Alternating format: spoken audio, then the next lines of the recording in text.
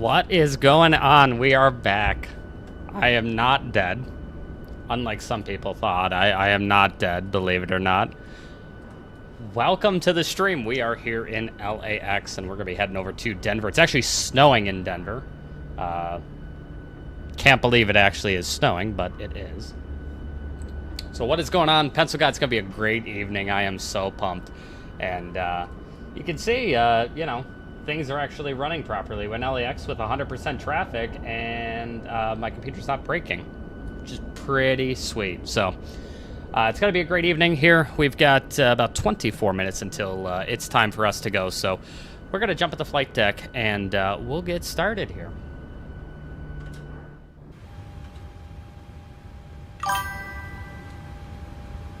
All right.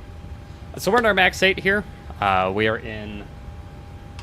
Just turn off ATC for a minute here.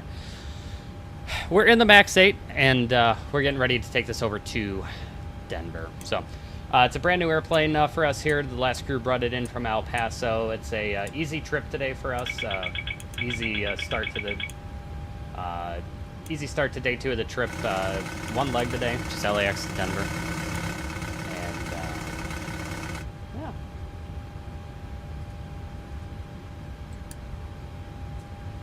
Nice, Pencil God. Where you flying, buddy?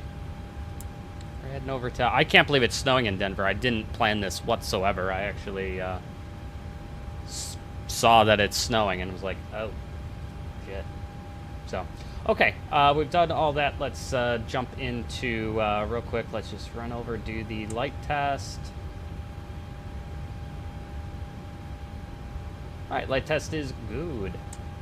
All right, let's jump into the flight deck here, jump into my seat, and we'll get ready to go.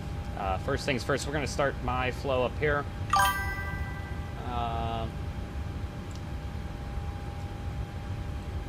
CPAD, I don't remember. I know that's in China somewhere. I don't remember which one that is. Obviously Hong Kong.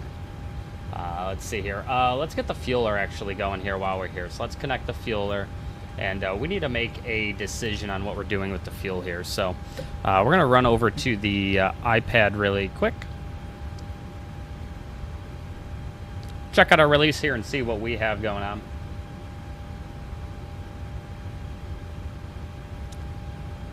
I know, I can't believe the snow, man. It's going to be... I was not planning on doing any more snow approaches. But anyways, we've got a lot of gas. We're going to have... dispatch gave us an hour of slush fuel, so I've got all sorts of time to get over to Denver, and I've got time for multiple different approaches. And then we have an alternate to Salt Lake City if we have to end up going somewhere else. But looking at our gas here, they got us with 24.6. Min takeoff is going to be 23.8. That'll be plenty for me, so we're going to do 24.6. So we just have to plan that out a little bit. It's 17.06 is what we got in the main fuel tanks, and 24.6 at 7.54 in the center. So we're 853. 853, and looks like we got 7. We'll do 7.6 in the center. And the fuelers go. All right, cool. Let's set up here. We're also trying out Streamlabs. This is first time using Streamlabs, so excited to see how this works and see how the stream goes. So refueling is taking place. We can go ahead and turn on the fuel pumps. Let's take a look. Everything's good here.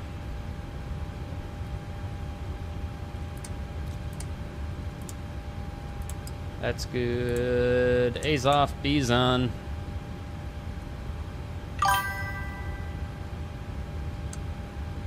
Yeah, we've got all sorts of gas. I made sure we are totally loaded up. There's no reason to not. We're not weight limited. We only have 113 people on board, so I'm really not too worried about that. Speaking of people, let's go ahead and get boarding going here.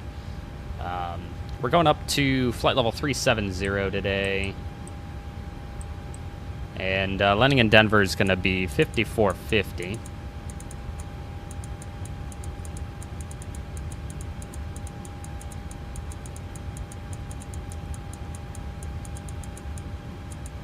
So we got 5450. Let's go ahead and do a light test here. Make sure all the lights work.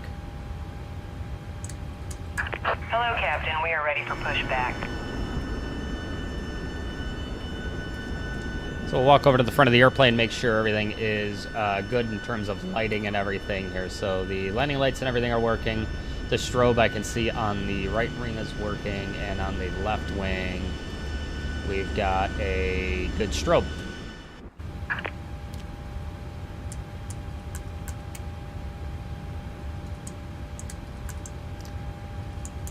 We're close enough. I'll go ahead and turn on the APU. We'll just get the APU fired up here. It's my leg today. What's up, Tucker? Good to see you, buddy.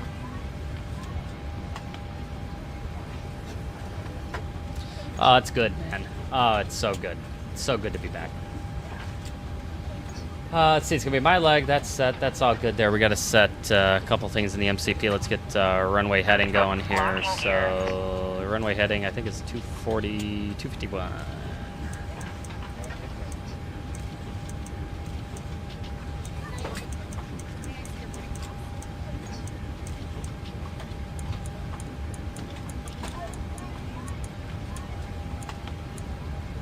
All right, the other thing we're going to do here is let's get fans GUI going here, and we're going to pull open fans GUI going, get a clearance here so we can get ready to head out. So we're going to log in. We're Southwest 4429. Let's go ahead and send that log off to the controller. The controller will get that going here. There we go. Let me change this. Make it kind of bigger. There we go. All right, we got fans GUI going. We'll get a clearance from there in a second here. 251, that's all set. It's going to be 1128 is probably going to be our acceleration altitude.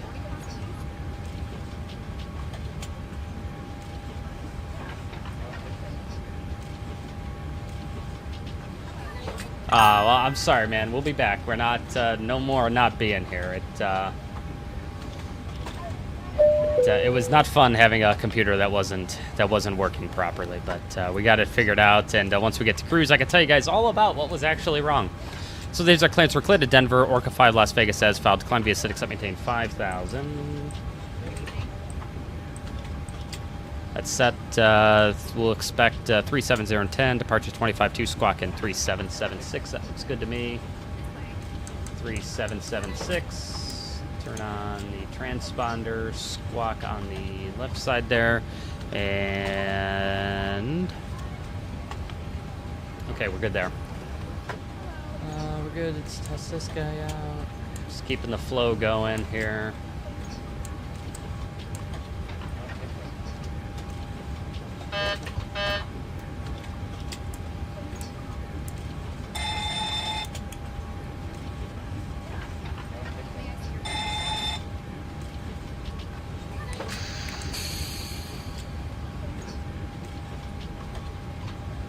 That's good.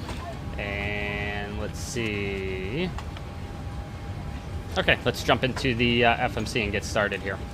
We're 737-8.2. AIRAC 2604 is good. We are at Los Angeles. And pull the GPS left. We're going to Denver. We're going to be launching out of here as Southwest 4429. We're going to be off runway 24 left. Departing off 24 left on the Orca 5 to Las Vegas. Orca 5 Las Vegas with Juliet 146 to bump. I'm sorry, to dice. That's going to be to bump. Then it's going to be the Ski 4 arrival. I'm expecting runway 35 right. The reason we're going to take 35 right is the ILS for 35 right is actually a little bit better than the ILS for 34 left. I actually remembered it was a couple streams ago. I flew into Denver checking out the ILS for 34 right, and it was better. 34 left tends to bring you in. I think it's a little high. So we're going to take 34 right. It's going to be the Ski 4 arrival from Bump, and then it's going to be... we need to set our routing in here. Let's see. We are LAX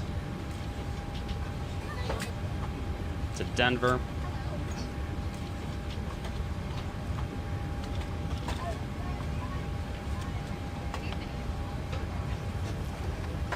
Oh, the MAX8's great, man. I seriously, people don't like it, and I get it. It's not as perfect as PMDG, but for me, it does the job pretty well. Let's see here. Gonna go ahead and pack that. Let's go ahead and check out the charts. Imports. Denver. LAX, this is the Orca departure off 24 left. That all looks good. The arrival's going to be the Ski 4. And it's going to be the approach. It's going to be LS runway 34 right approach. I don't think we're going to end up needing a Cat 2 or 3 approach right now. The weather's looking okay. It's not great, but it's okay. Currently in Denver. Let's check what we got here. We got a quarter mile, more than 6,000 feet RVR, light snow, mist, overcast 300. So checking out the standard ILS. We need... Oh, we actually can't do it in a quarter mile. We're going to need... That would be the... ILS Cat 2 or 3 approach and RVR of over 600, so we're good there. So that's what we might end up doing. We might actually have to do a hand-flown HGS approach into... we might end up having to do a hand-flown HGS heads-up approach into Denver. We'll see.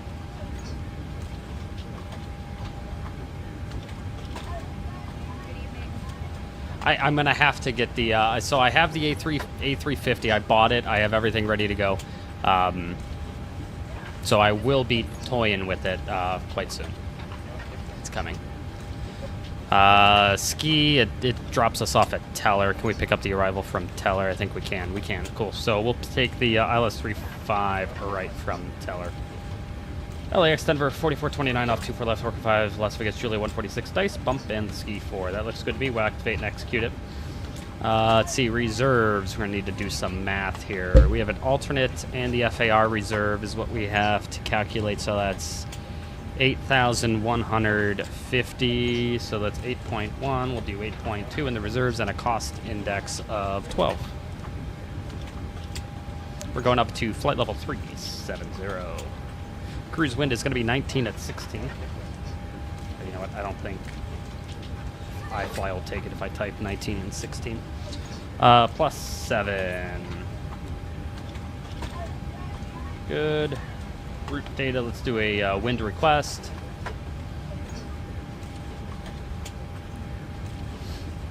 I will say having CPDLC in the PMDG airplane with Beyond ATC is... And of course it's invalid. Thank you for being useless. Okay. That's good. Looks like fueling is basically complete. We got 24.5, which is fine. Okay, we're good. I know. I really love Denver, and it actually is kind of the perfect point between the two. So today we're going to Denver. Tomorrow, and we're going to stream tomorrow my flights.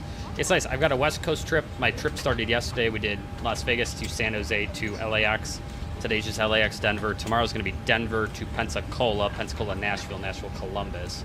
And then tomorrow, or the following evening, will be Columbus to Las Vegas. Very exciting. Okay, so we got all that. We're out of here in about 10 minutes. Let's go ahead and get that going. Okay, everything else is looking good. We're going to have to reset that in a minute, but that's okay. Let's get Fans GUI out of here. We don't need that anymore. We're going to pull open Love Cars and run the numbers so we can get ready to get out of here. Looks like I didn't start Love Cars. Stand by. We're also going to have to check to see, is this flight actually on time? I don't know. Let's find out. So we are LAX to Denver. We're going to be Southwest 4429.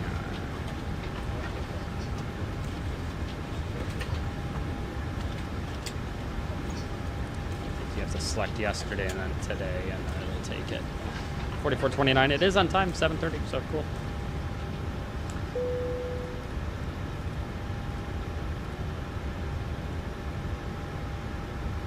Okay, we've got love cars open here, so we have a final number on the fuel of 24.6. And the departure, we've got a minimum climb of 500 to 640. All right, let's run the numbers here for runway 24 left. There we go, 1128, that's set. We're good there. We're able to do it. You got 6.3 on the trim.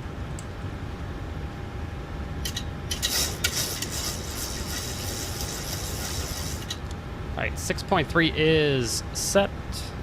And we'll take love cars away. We don't need that anymore. Okay. Let's see here. We've got to get the weather as well. So let's grab the weather for LAX.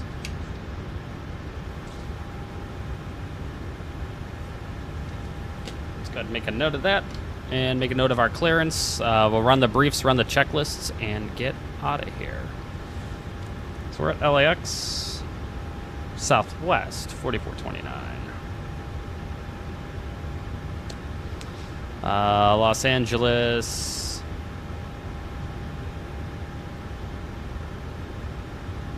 Do need the iPad up. Here we go. Let's refresh it, see if we got a new one. We don't. It's Las Vegas information. Oscar at 0153 Zulu. Winter 250 at 610 miles of visibility. We got few clouds at 2,000. Few clouds at 6,000. Scattered at 7,500. Temperature 17, dew point 9. Altimeter 2996. Let's go set that. 2996. And looks like they're launching people off 2425 right and 24 left. Our clearance, we're climbing via the SID, except maintain 5,000. We've got 370 in 10. The departure frequency is going to be 25.2 with a squawk of 3776. So a fuel matrix here so we can track kind of like what we got going on for fuel here. So we're planned out with 24.6 and we got 24.6. We have a min takeoff of 23.8. That gives us an arrival fuel of, we're going to call it 14.6. We're out of here allegedly at 0230, so that's in 6 minutes. And we're in Denver at 0445. We are here at 17 Bravo. I don't know what gate we're going to in Denver. We'll figure that out when we are in the air. What's up, Nate? I am back. Yeah, when I was doing it earlier, man, when my computer was not doing it right, I started really not having fun with this, like, at all. And I think it kind of showed. I don't think my streams were all that great. I'm actually really excited to be doing this right now. So I think the vibes are very good right now. So wonderful. We'll go ahead and brief it up, and then we're going to get ready to get out of here. So we noted the logbook. I annotated that before while we were waiting for the stream to start here. So we're going to brief the departure. I'm going to be the pilot flying. You're going to be the pilot monitoring on this flight. We have an alternate of Salt Lake City. Our bingo fuel for Salt Lake City is going to be 8.2. We're below our maximum landing weight. We can make a return here we can make an immediate return here to LAX if we need to. It's not a special airport. We have no MELs. Checking out the Los Angeles NOTAMs here. I looked at it earlier. I didn't see anything of great notice to us. The ILS for 24 left is out of service, but that's basically all we have there. Taxi routing over to runway 24 left. We'll call for a push onto Delta. And it's going to be probably Delta 7 Echo. We do have to watch our engines. We got to let them warm up just a little bit I know it's 5 minutes for the first flight of the day, and I can't remember if it's like 3 minutes or what the deal is on consecutive flights. We have a really short taxi, so we'll really take our time, make sure the engines are warmed up for sure, and then head over to 24 left via Delta 7 and Echo. There's no hotspots, there's no low-vis taxi routes. The runway is dry. Winds we can see here on Love Cars, 5 knots on the nose, 3 knots off the left. Prior to 80 knots, we'll stop for any master caution or non-normal indication. After 80 knots and up into V1, we'll only stop for an engine fire or failure, predictive wind shear warning, or if the aircraft is unable or unsafe to fly. After V1, we'll just continue with a normal takeoff. We'll climb out at V2 plus 20 at 11:28. We'll clean up the airplane, and we'll assess the situation and go from there. We're cleared to Denver as filed via the SID 5000 is set. We'll expect 370 and 10. Departure's 25-2 with a squawk of 3776 is set.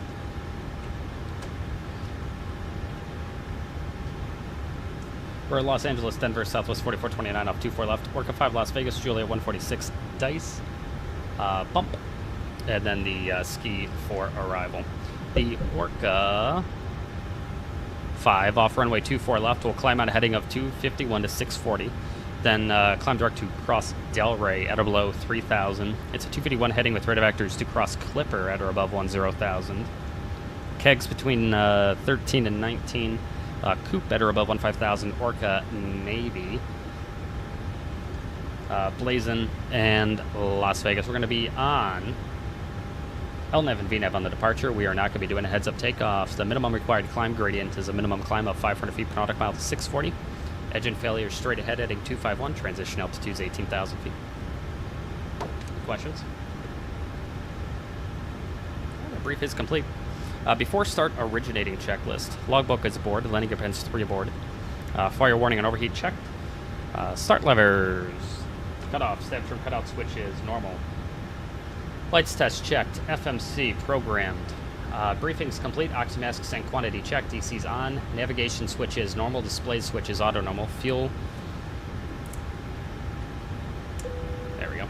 Fuel is going to be 24.6. Clear at 24.6. Center pumps on. Passenger signs on. Window heat on. Hydraulic pumps A's off, B's on. Pressurization is set auto. We'll set that once we finish everything in the FMC. It's going to reset it to 0 if we do it now. Flight instruments are going to be 2996. Set auto brakes, RTO, takeoff warning horn checked. Parking brake is set. Transponder TARA. Aileron and rudder trim is set to before, so checks are complete. Wonderful. Let's call everybody in the back. Welcome on board, and we'll get out of here. Folks, from the flight deck, my name is Dan. I'm your captain on board today. On board our flight today. Welcome aboard Flight 4429 with service over to Denver. We'll be on our way in a couple of minutes. Climb up to 37,000 feet. 1 hour, 52 minutes. Wheels up to wheels down in Denver.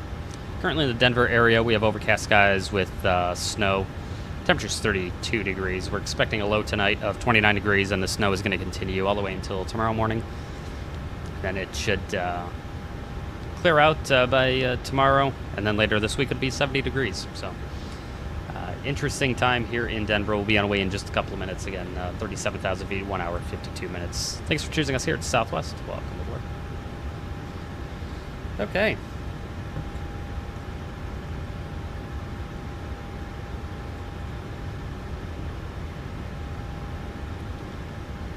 Perfect. We're ready to go. Ground is going to be on the north side. It's 2165.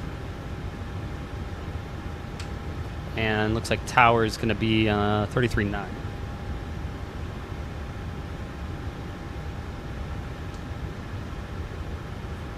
Okay. Perfect. We've got a zero field of 126.3. Let's go ahead and plug this in and let's get out of here. 126.3. That gives me 150.9. That works. Yeah, it's Elliott Management Group. You can go fuck themselves. 26.3, 150.8. We've got an N1 of 58 over 17.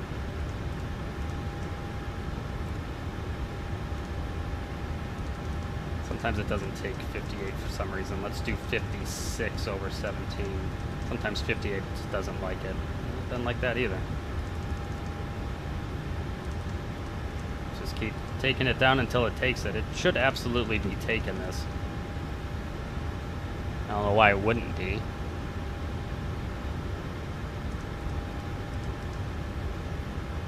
So it takes 50. Let's try 52. It should absolutely be taking 58. I don't know why it wouldn't. Yeah. Okay. We'll run 52 over 17. It's not really going to be perfect, but it's all right. It's going to be a flap 5 departure, and it's going to give us 43, 45, 48. 43, 45, 48, and we need to set 1,000 in all of this. Perfect, and that gives us V2 148.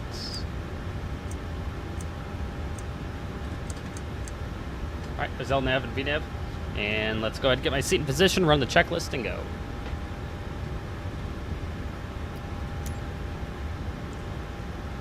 We will prepare for pushback and departure. Let's go ahead and shut the cockpit door. Perfect. We're going to quick edit push on the map. And let's see here. Push off of the gate. We're just going to push.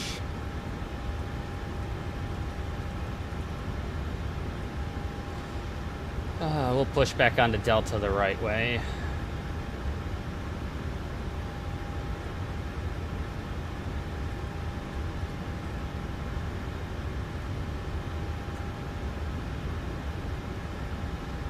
So I don't know how that's going to work, but we'll check it out. Parking brakes, please.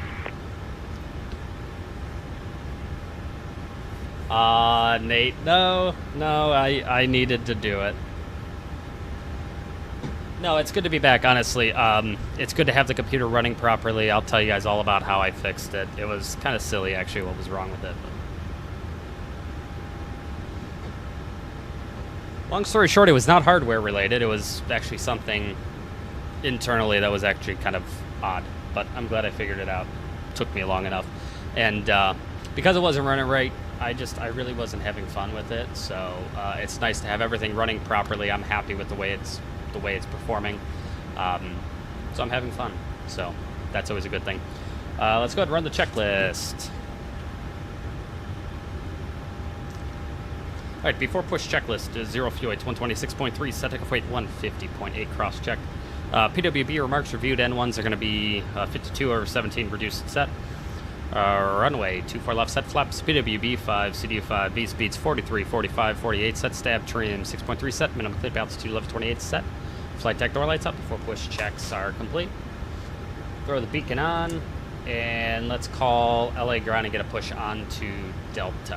I can't remember if we need a call for a push onto Delta, but it's always better to call anyways. Let's go ahead and disconnect all of this stuff. We don't need it anymore. Let's make sure all the doors are closed. Perfect. Great. All right, beacon is on. Let's get out of here. Los Angeles ground Southwest 4429, gate 17 Bravo, push on to Delta with information Oscar.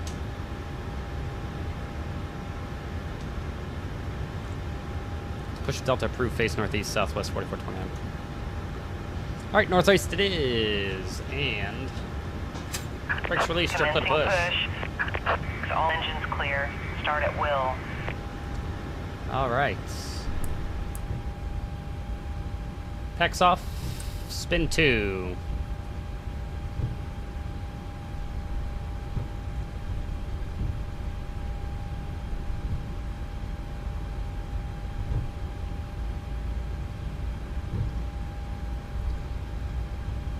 So at this point we should have oil pressure. We don't, but it's okay.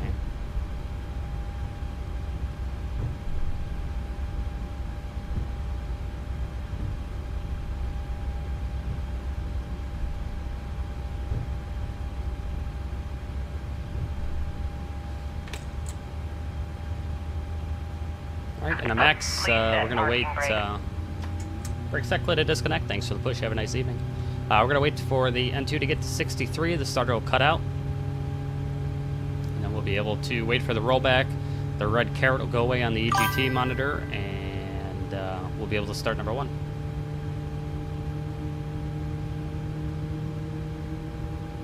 Hopefully you guys like my Discord. I will make sure I will add to the description, I'll add the link to my Discord. I realize I didn't do that yet.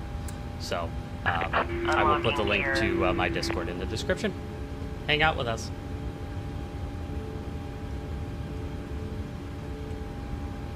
I cannot take any responsibility for any of the Discord. I know my partner Carl is watching. He did everything. I didn't do anything. So, thank you. Left is clear. All right, there's a rollback. All right, left pack off, spin 1.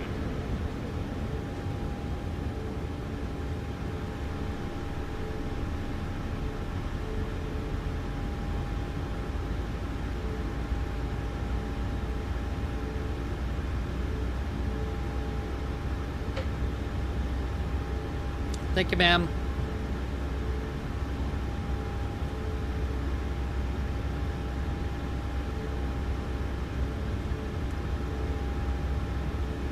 Really didn't think on May 5th I'd be flying into some snow, but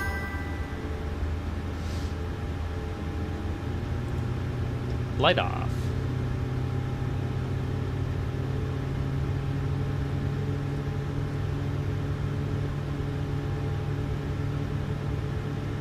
Alright, turn that off so you guys shouldn't hear. You guys shouldn't have to hear the chat every time someone chats. I'm keeping it on for myself, so I know.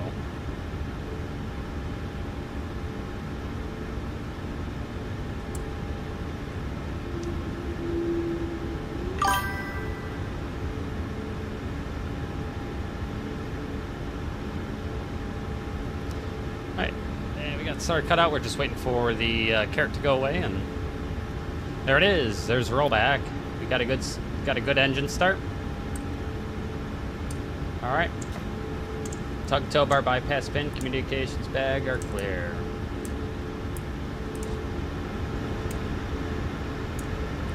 All right, standing by flaps. Flaps fall. Control check.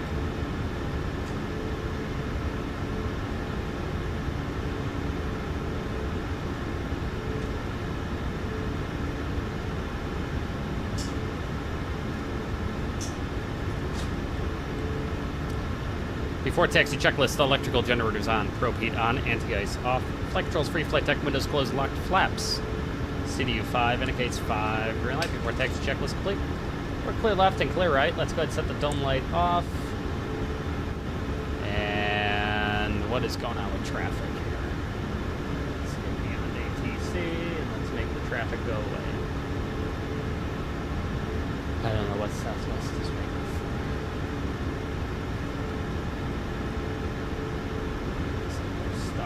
Remove him, and let's remove him. Very good. Alright, I'm going to start a timer here, and we'll just go check out the wing view here really quick, just while we're waiting.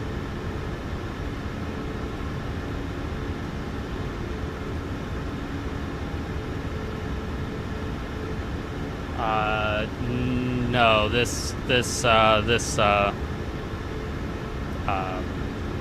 Agronn Yoke is not going anywhere. It's here to stay.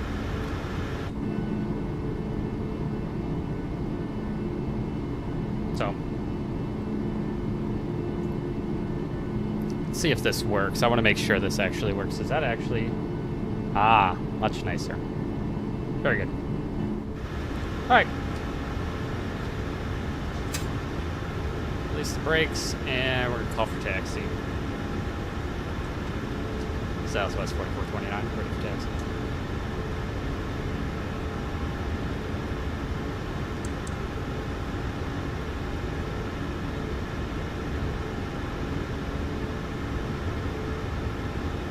Runway 24 left, taxi Delta, Delta 7 Echo, Southwest 4429. All right, approaching departure runway.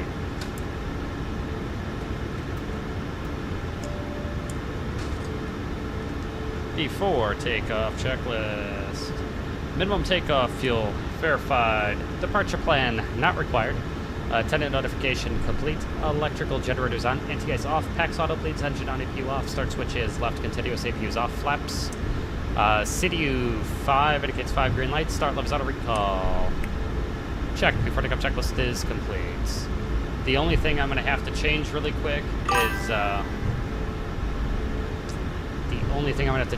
I'm going to set the landing elevation in Denver now because it won't change. I don't know why iFly, whenever you execute something in the FMC, it just takes the landing altitude, just drops it to 0, which is annoying.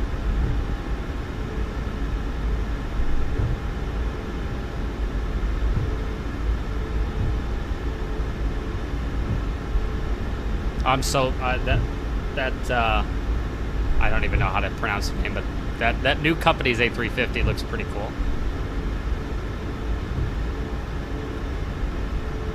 Alright, we're gonna stop here for just a second. We're gonna set 5450.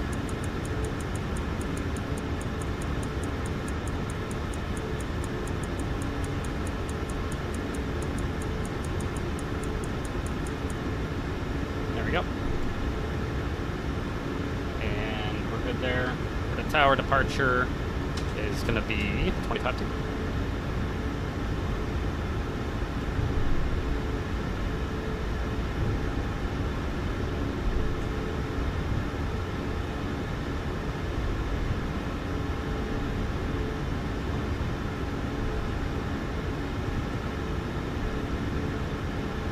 I'll let this guy contact approach and go from there.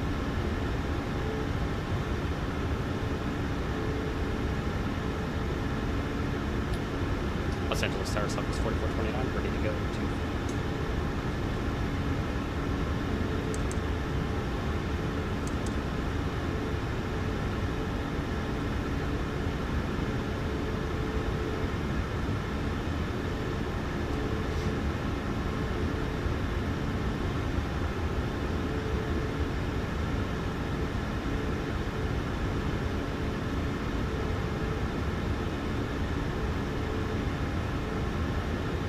Los Angeles Tower Southwest 4429, ready to go to for left.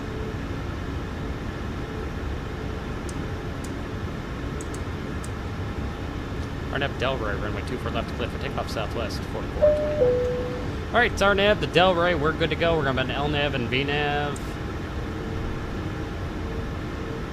Runway 24 left is verified, final is clear.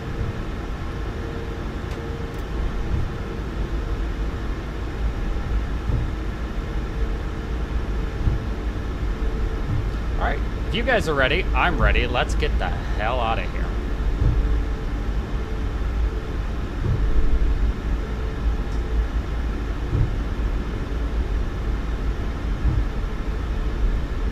On runway 24 left.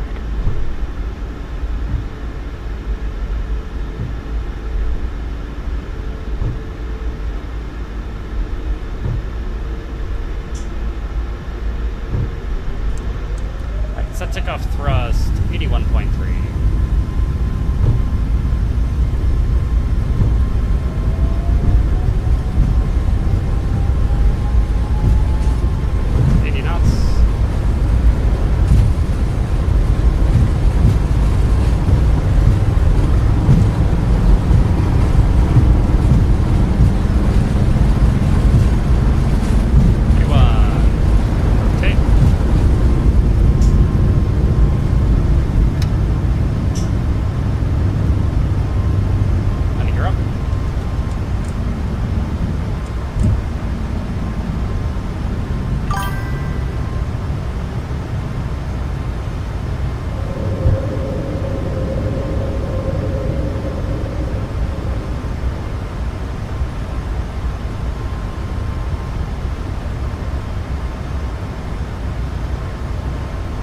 Set speed, flaps 1, flat throttles.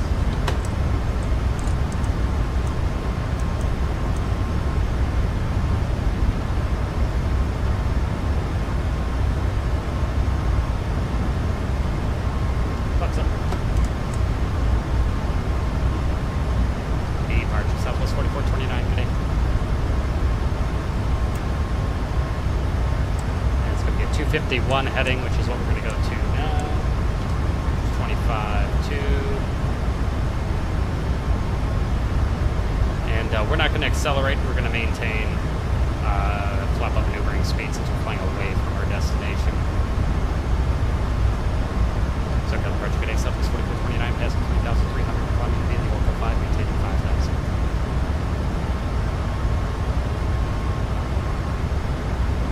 Maintaining 8,000 to Southwest 4429. Alright, 8,000 it is. And we're just going to fly on this heading here, maintain the speed until we get turned around, which should be shortly.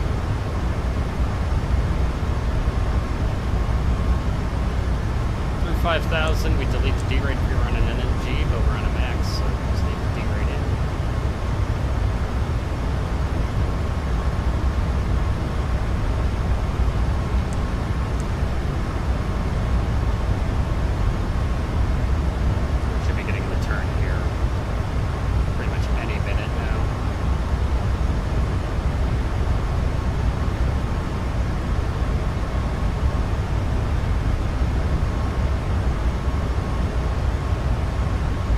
I think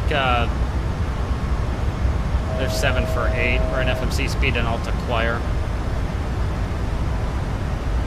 I'll answer your second just a second. Left turn direct to Clipper, resume the departure, climb via SID, Southwest 4420. Alright, climb via SID, top altitude, flight level 230.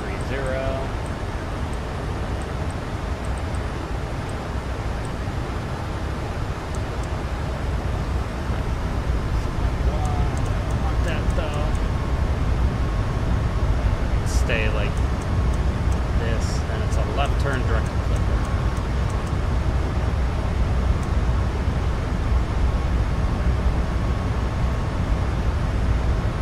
Confirm. Let's execute. LNAV.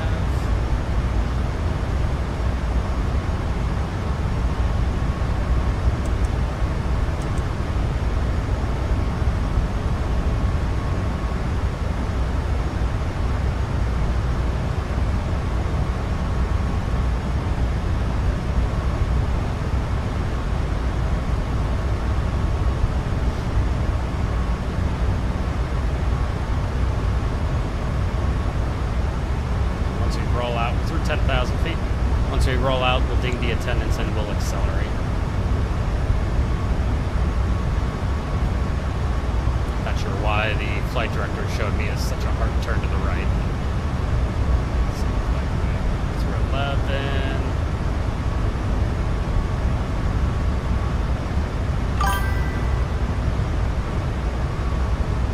Yes, Nate, that's pretty much what I was going to say.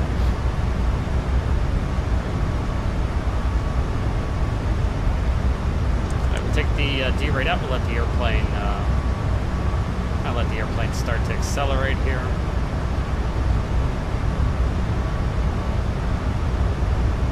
Roll out direct to Clipper.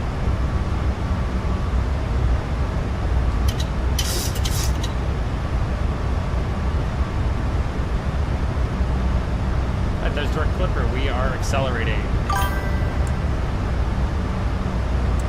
Alright, climb checklist. Pressurization is check, start switch is off, APU is off. Climb checklist is complete. That into norm. Weather radar on.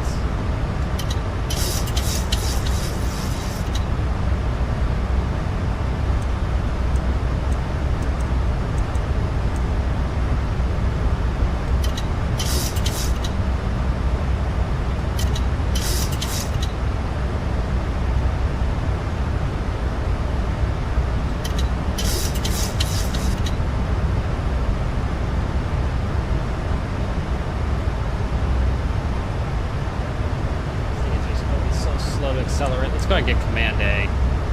It's funny, as soon as you put the autopilot on, you see the flight director actually tick down where it kind of should be.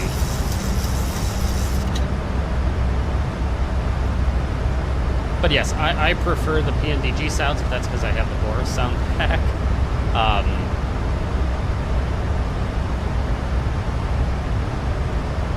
Over to 2527 Southwest, 4429.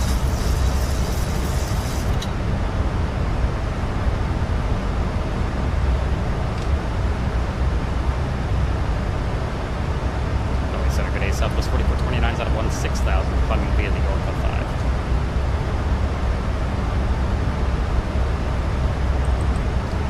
maintain flight level 3 to Southwest 4429. I can take out the derated kegs, and we're up to 230.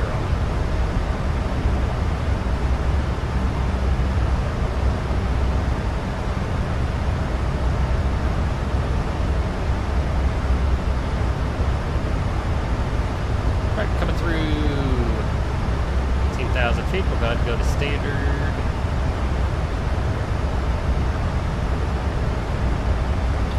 Over to 33.2 Southwest 4429 minute.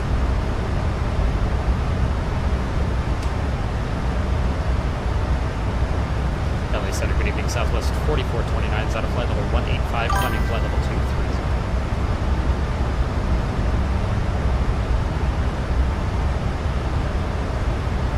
Keep stepping on this guy. I feel so fucking bad.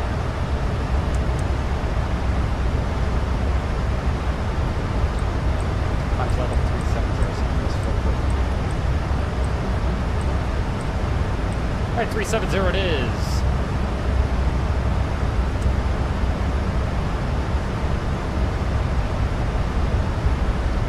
Oh man, that was actually a really nice departure. I didn't know Boris did the sounds for the iFly MAX. That's probably why they sound so good. I was gonna say, I kind of really like both of them.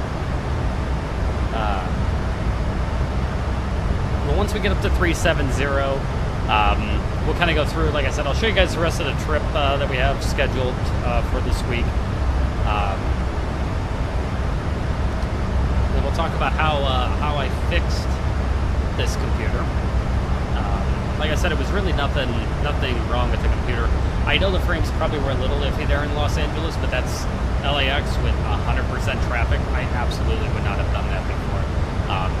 So now the rest of this flight, we should be pretty dang smooth. I don't anticipate any issues.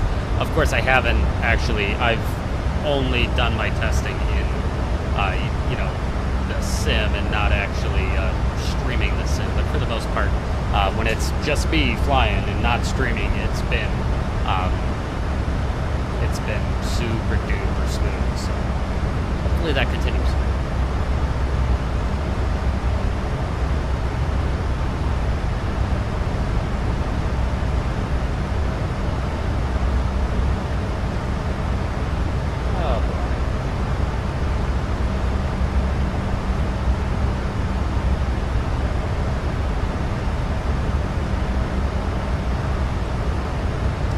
Also trying something a little bit different here as well.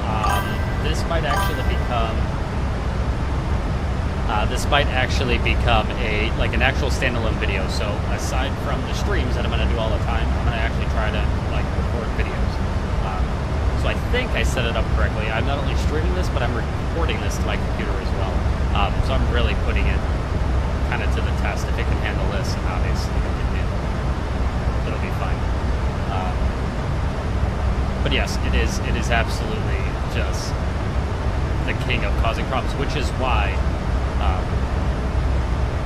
I do not mess with my Flightsim, at all. Once it works, I do not mess with stuff. I don't reinstall stuff. I don't try to clean stuff. If it's working, then I have no issue with it. I am not about to start playing with it and end up breaking something. Then I'd be pissed off that I screwed it up. So we're not going to do that. I'll tell you what, though, what a lovely evening. Be coming out of LAX. That was a beautiful sunset departure off 24 left there.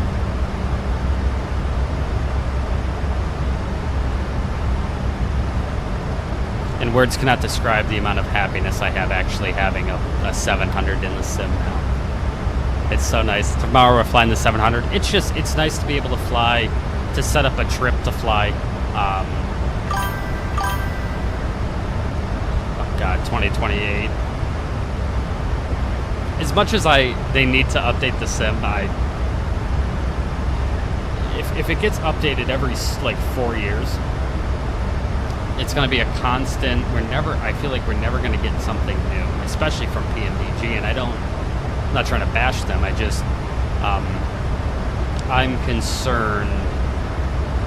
It's the only thing that worries me about updating the sim or changing sim platforms every few years is we're going to start to... It's going to be really hard to... There's been so much time porting over the add-ons and making them work correctly for the new sim that we're not going to get anything new. Which scares me.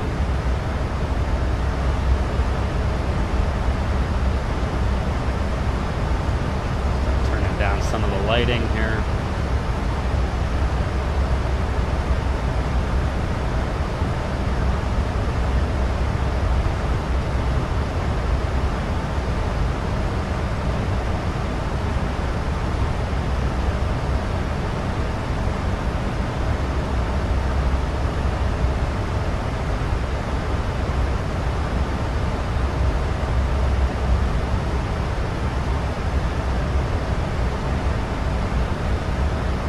Wonderful.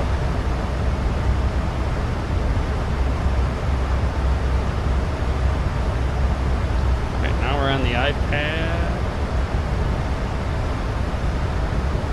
So let's take a look. Let's see if we got a new update for Denver here from 4 minutes ago. 12330 at 6/4 mile. Visibility is variable between 6,000 feet and more than 6,000 feet. Light snow, mist, overcast, scattered 300, overcast 800. So that 1/4 mile visibility is going to force us to just something we're looking at here. It's going to force us to. We look at the standard ILS for 3.5, right? We need a 1/2 mile of visibility. We don't have that, which means we're going to need to do some sort of heads up approach at this point. Right now, with this visibility, we're able to do the ILS special authorization Cat 1 approach, which is this RA of 161, which is what I would try the first time. I think this would be more than enough to get in. But we also have, if we need it, we also have the ILS 3.5 right Cat 2 and 3 approach.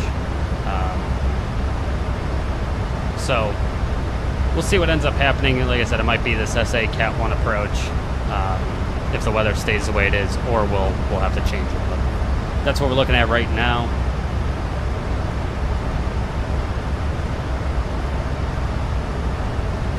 Which we'll see how that goes. If we have to do a heads-up approach, anytime you're doing a heads-up approach, you hand fly the airplane from the final approach fix in, auto throttle, autopilot's off, and you hand fly the aircraft down. Something that concerns me about that is I have found with the HUD in the iFly, I have found that the HUD can be off. One point. What is this thing doing? I wanted to. Oh, there we go. So that is all the way down. I have found that the HUD can be a little incorrect. The flight director could be a little wrong, and that can be problematic for a special authorization Cat 1 or Cat 2 or Cat 3 approach, where your minimums are going to be way less than normal. So we'll see. I'm going to get the HUD down now, and we'll get it set up for us for the arrival here. It's going to require us to set up a couple things in the FMS as well. Usually you would use a heads-up display that's actually in the center pedestal on the NGs, but the MAX took that display away, or took that module away and input it into the CDU. So we'll have to use the CDU to set up the HUD for the approach. But it's fun doing a heads-up approach. It's different. You have to get used to hand flying the airplane using the HUD in very low visibility. I've done the lowest I've done. I think I I can't remember if I actually did 100 or I needed 50 on the RA. But it's interesting going through 200 feet, seeing nothing, and just staring at the HUD, just flying this thing down. So we'll see. Like I said, I tried doing a heads-up approach, I think into St. Louis with the MAX a couple months ago, and I noticed it was off slightly. So hopefully that doesn't happen. PMDG, that doesn't happen. It's bang on, but I found because the flight directors in this airplane, I think, are a little, I find it kind of challenging to be as precise as PMDGs. Right away up, we'll go ahead and throw in some winds, because we couldn't get any winds from before. We tried to do a wind request and it told me it was no good. So let's see here. Las Vegas, winds are 019 at 13.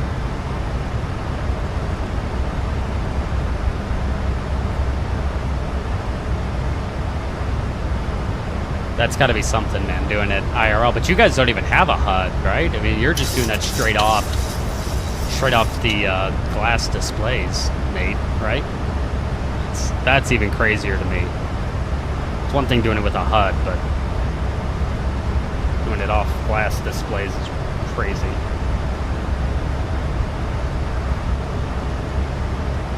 So 20 at 13. Newton is going to be 007 at 9. I shouldn't have to put in the leading zeros, but unfortunately, iFly says that's an invalid entry, which is wrong, but Fred 304.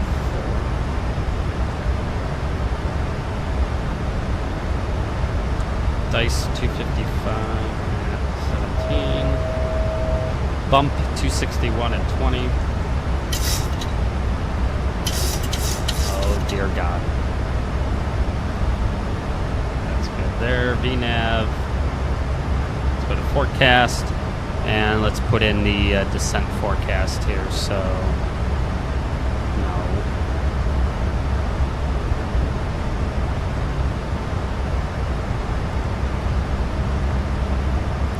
Flight level 300, winds are 27038.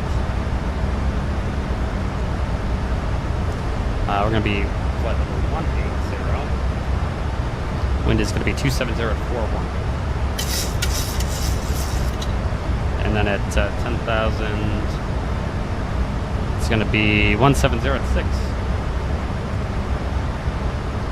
With a current QNH of 29. Perfect.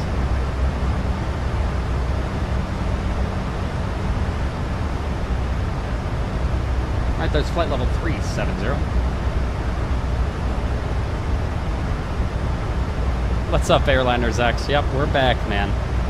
We are fully back with a properly functioning computer, which is pretty sweet. Kind of need a properly functioning computer to do this right.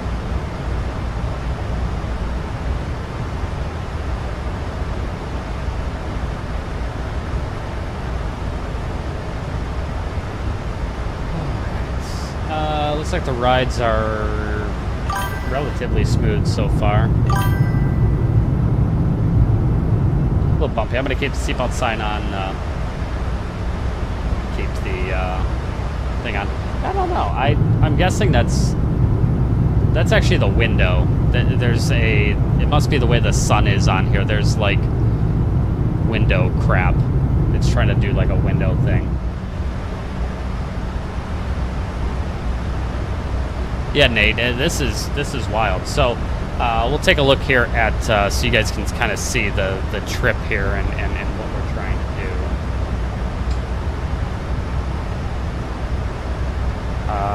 Let's see. Go back to this. Let's get Chrome up.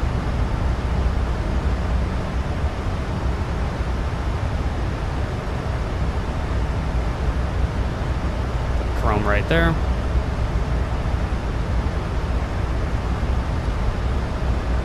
this night so I don't burn your eyes out.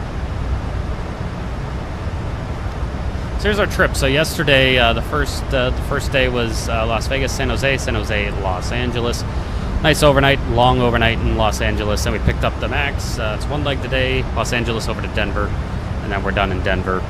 Tomorrow, we're back on the 700. We're doing Denver, Pensacola, and Nashville, Columbus. And then we've got a long overnight in Columbus, and then Thursday we're doing Columbus to Las Vegas, and we're allegedly on an 800.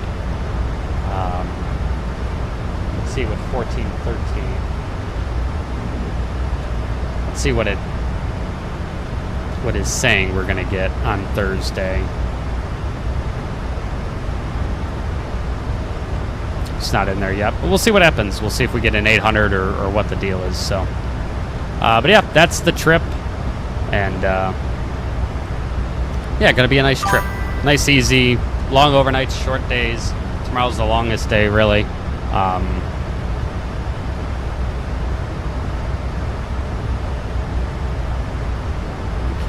You cannot eat the mic, sir.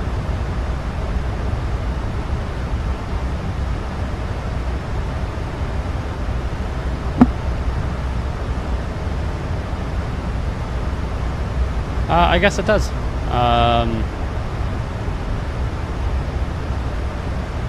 Honestly though, mine only works like part of the time. It's not even the weather radar. Like I'll just like this. Like it just the display is just it is really, really poor.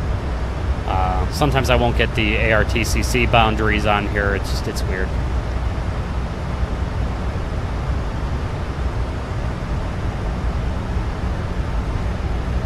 And let's check one more time. Let's see.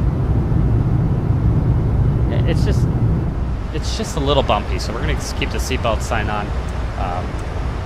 I would probably talk to the flight attendants and tell them, hey, you guys can start like doing your drink service or whatever you want to do, but I'm gonna keep the passengers seated for a little bit. I don't think they're calling for any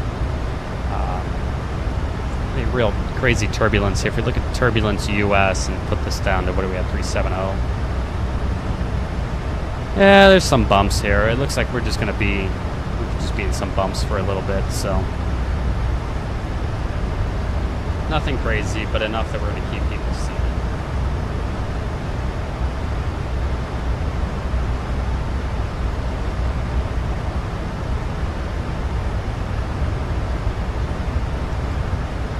The HUD, the refresh rate of the HUD is okay. It's better than the PFD. And the ND and everything. It's much closer to being much smoother than the other displays for sure. Oh, absolutely, I got the 700. Absolutely, that was the instant it came out.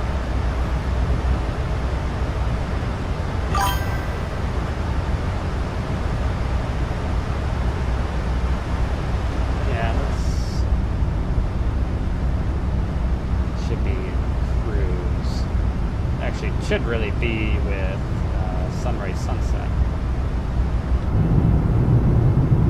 Yeah, that's just so dang bright. I just don't like that at all.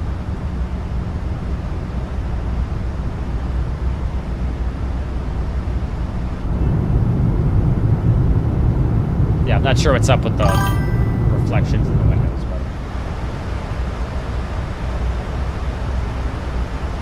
okay, Nate. So I'll tell you the issue with the PC in 30 seconds. Stand by. 1 moment.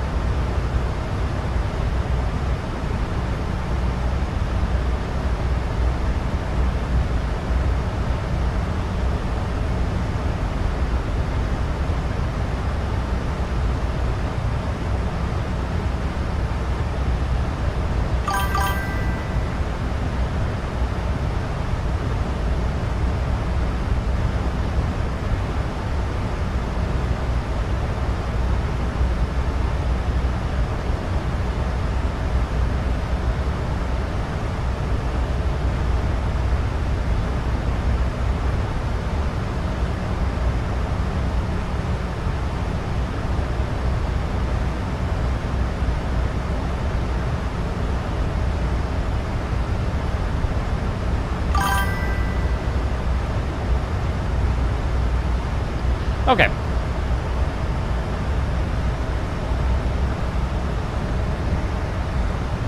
Why do I like the 700? It's the best. Well, actually, it's not the best. The best is actually the 300. But the 700 is what Southwest has always had. The 800 and the MAX8 are longer variants of this airplane that just the 700, the performance, everything about that airplane is just far more superior to the 800, in my opinion, or the MAX8 for that matter.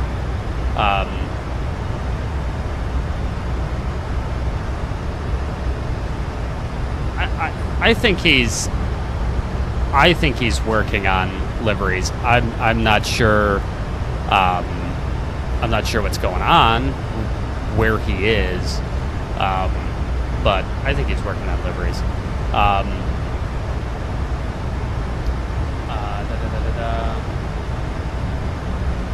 No, it had nothing to do with the update. Okay, so my PC, what happened to it, and why was it the way it was?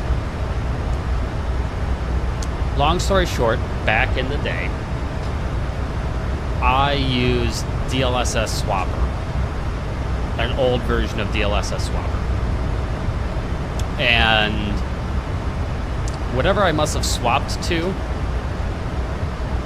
I don't know what happened to it, but it obviously got messed up somewhere. I was watching a video on YouTube. I forget who did it. I'm gonna have to find them now so I can give them cred. And also so you know that you can actually follow this and it will actually work. Let me take a look.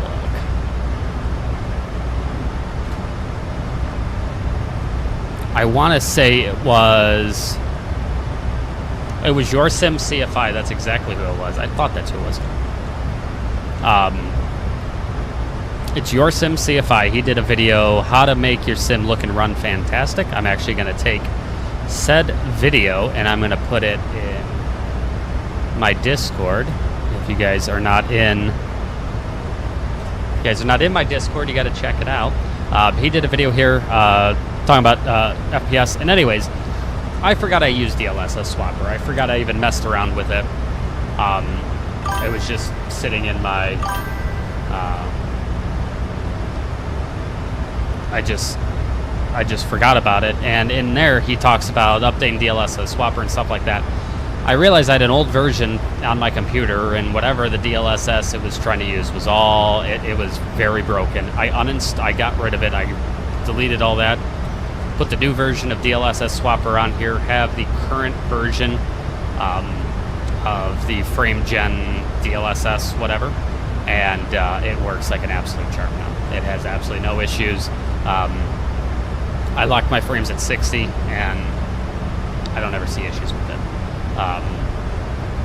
So that's basically what happened. I think there was an old DLSS thing in my sim that was causing it to run like shit, and that's what was causing such strange... I forgot to turn my lights off at 18. That's what was causing such odd performance behavior from my sim. It didn't make much sense at all. But that would explain why, because there was something corrupted in there. So, yeah.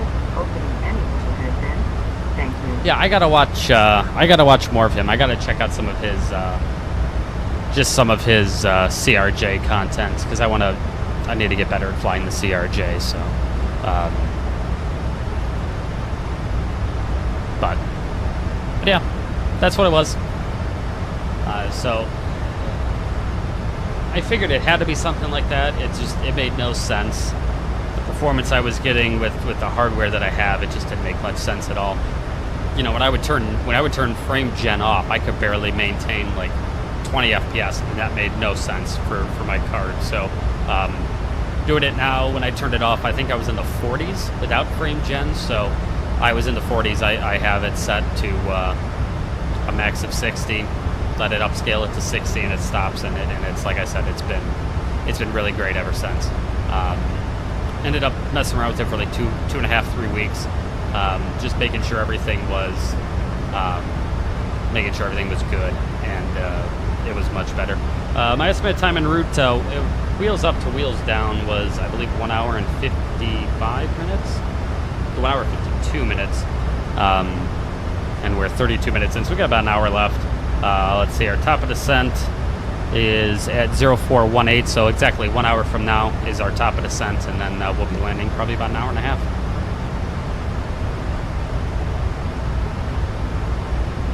Yes, I have the latest DLSS, and I'm using, I forget what preset it is. I think it's just the preset. It's like let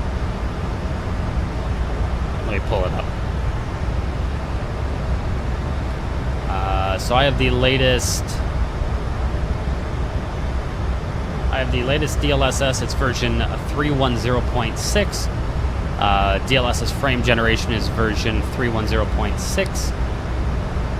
And the DLSS preset I just have set to Nvidia recommended. I don't have a specific preset set, and this just works. It worked. I didn't mess with it after that, and that was it.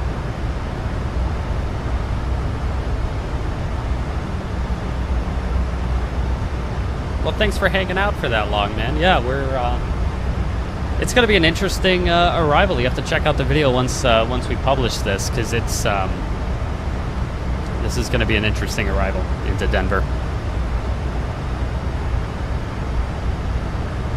They're still at a quarter mile, and I have a feeling now with it being nighttime, I have a feeling we're not going to get above a quarter mile, so we're absolutely going to need to do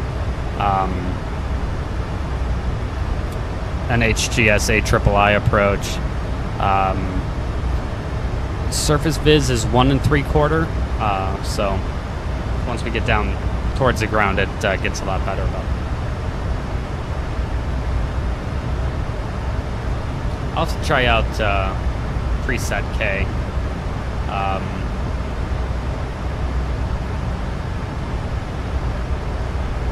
Oh my god, I can't imagine blue screens and stuff like that. My CPU, I will say though, in the process, my CPU was running really hot. I did figure it out. My thermal paste went to shit. So I did update my thermal paste on my PC in the process, and that made a difference as well. So I did find a couple things about my computer that were off in the process, which I'm happy with. So it was very much worth the pain, but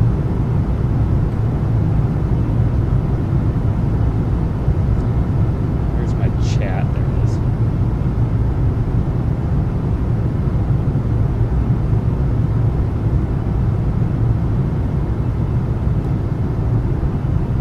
Lovely evening in the MAX8. But I'll have to try out preset K. Like I said, I haven't screwed around with them all that much. But maybe I'll have to mess around with K and see if it makes a difference. Again, the big thing for me was without frame gen, I was up to 40 FPS, which is correct. No, Airliners X, we got about an hour till top of the sun.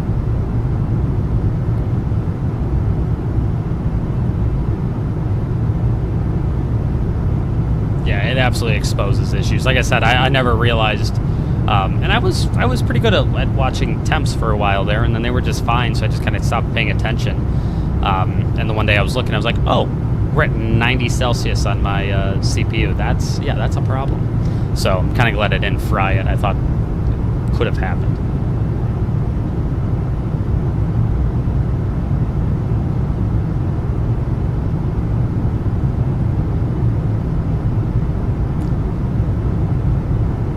All right, back to the flight deck.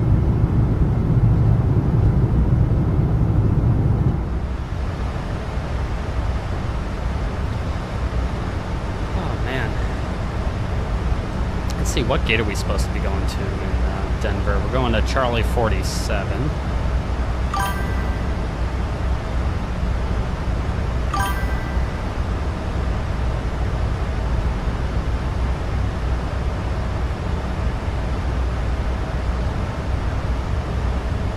Yes, that's true, Nate, but now it's good, so I'm not going to touch it.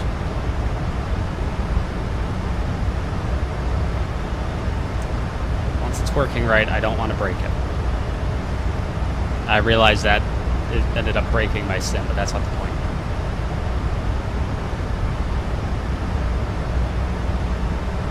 Why is that on there?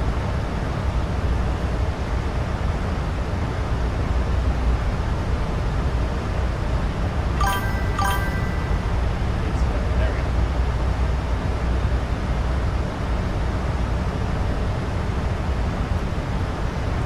Probably going to get some weird things like that. Like I said, I'm using Streamlabs now as opposed to OBS, so still working on getting stuff switched over, so not sure why that happened. I'll have to toy with it.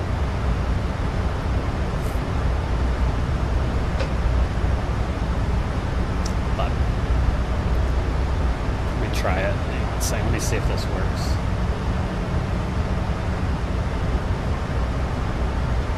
Okay, so that's obviously not looping. Figure out why.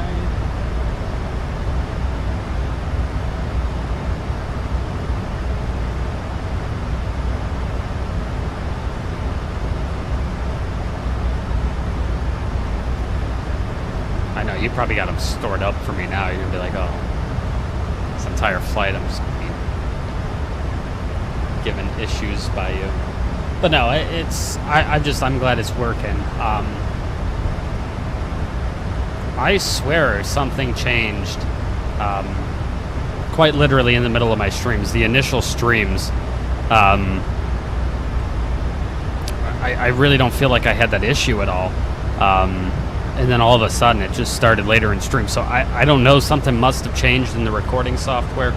I really don't know what it was, but something definitely was wrong.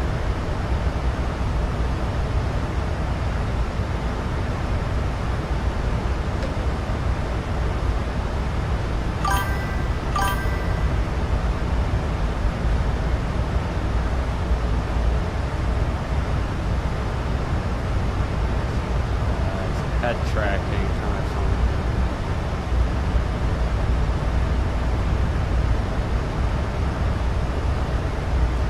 So you're talking about like head tracking for like the sim, like when I look left, the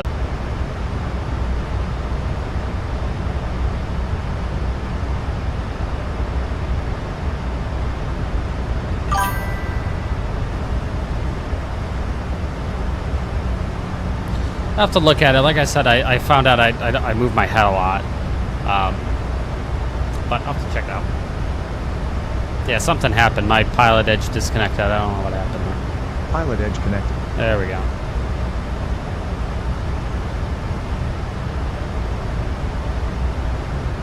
That should be better now.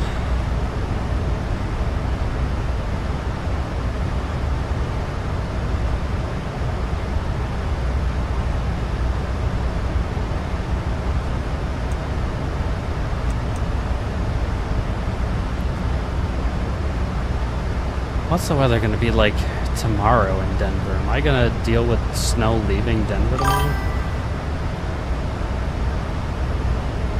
No, it should be nice. That should be... It's probably still going to be IFR tomorrow.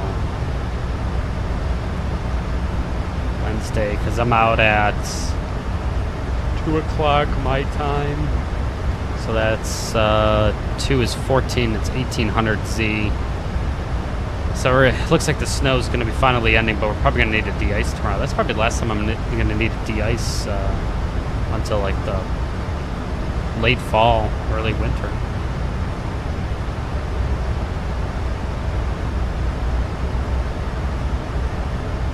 I'll have to check it out and see. Yeah, like I said, the last time I tried head tracking was many years ago, and I know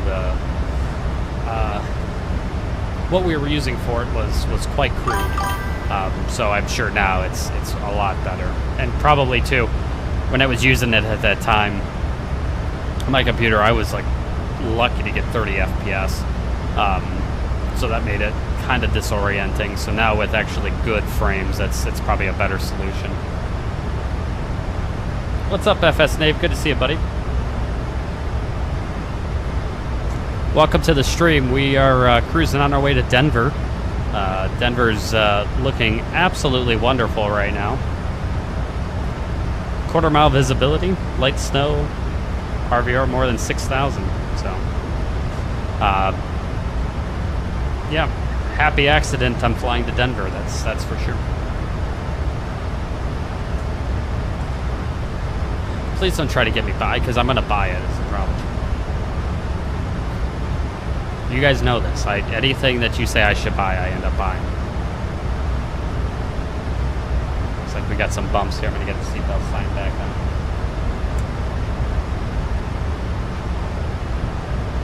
Oh, lovely evening in the MAX8.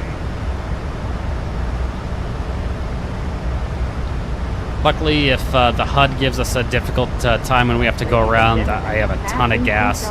I ended up taking an hour extra fuel, so we've got a bunch of approaches. We get flying to Denver. I can hold for 30 minutes, go in, fly 2 approaches, and then go to Salt Lake City if we need. So I made sure that like I said, plenty of fuel. So we should have no issues with that.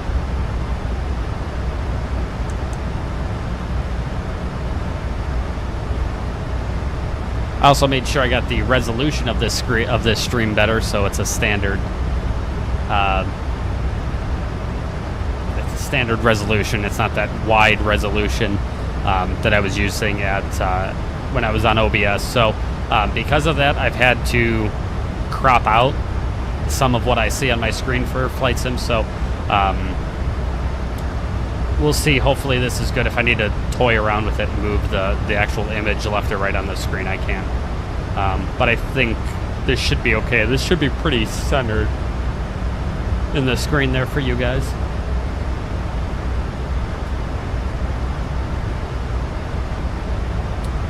But what I will say, I am very excited for.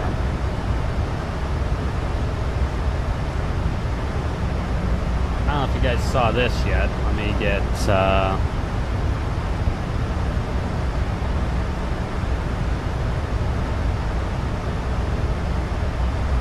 Chrome back up here.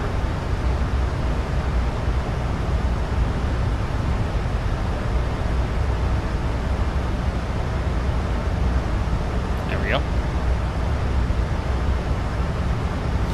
What I will say, I saw the other day,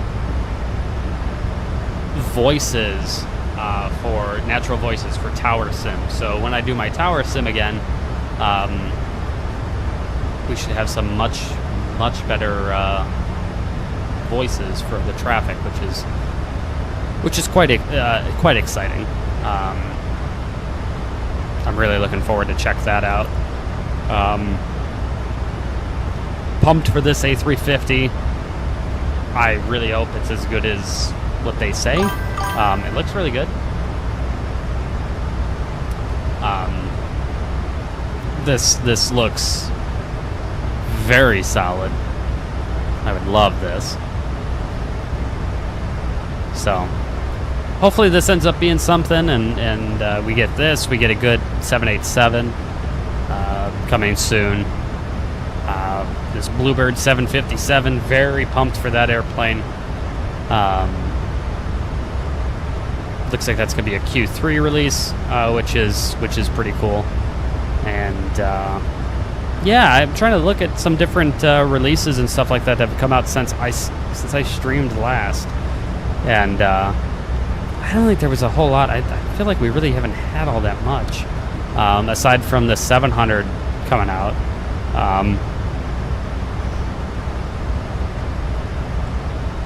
I feel like it's been kind of slow.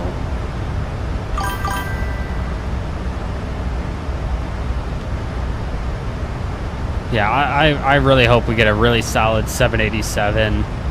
Looking forward to the A350. God, that would be so awesome. Oh, that also reminds me. Let me put Chrome away for a second. Let me go ahead and put the link to my Discord here. So if you guys are not a part of my Discord, you can join me and hang out with us. Discord is where I'll be posting all sorts of stuff, stuff about myself, where we can just hang out and have fun, posting results from all the golf tournaments and whatnot I play in, and just kind of my life, the things I do on a daily basis. So let me find this video here, and let me get this into the chat, or at least get it into the description. The description didn't take at all. Get this notepad. Let's get you.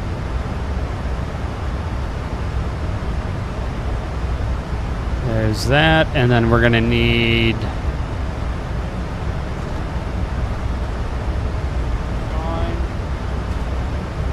my Discord. Alright, and then let's get that baby plugged in.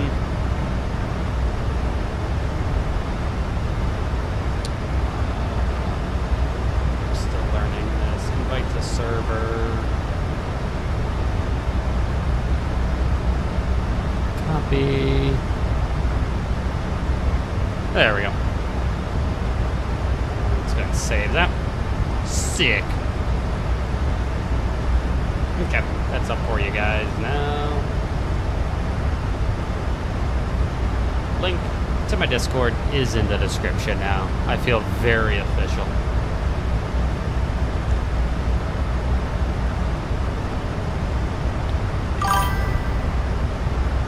Yeah, so that was the other thing I did, Pencil God. I actually forgot about it. So I'm using dynamic settings, not chasing a certain FPS. And Airliners X, it should, I think it probably fixed it by now already. It should be in the description. The channel, the page should be in the description of the video.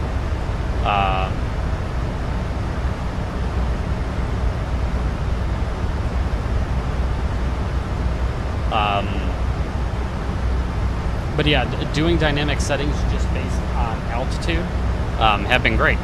It runs really, really well. I don't really see any issues with it. I know some people are kind of against it in terms of like loading buildings when you get low. Like when I'm really on short final, maybe if you look further out in the airport, you can see buildings kind of loading in. But when I'm coming through 1,000 feet, I mean, I'm focused on landing the airplane. I'm not staring at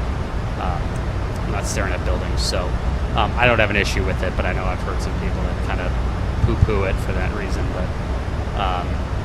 But yeah, Airliners X, let me know. It should be in the description if you cannot find it.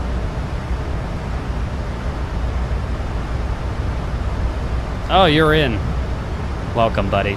Welcome to the Discord.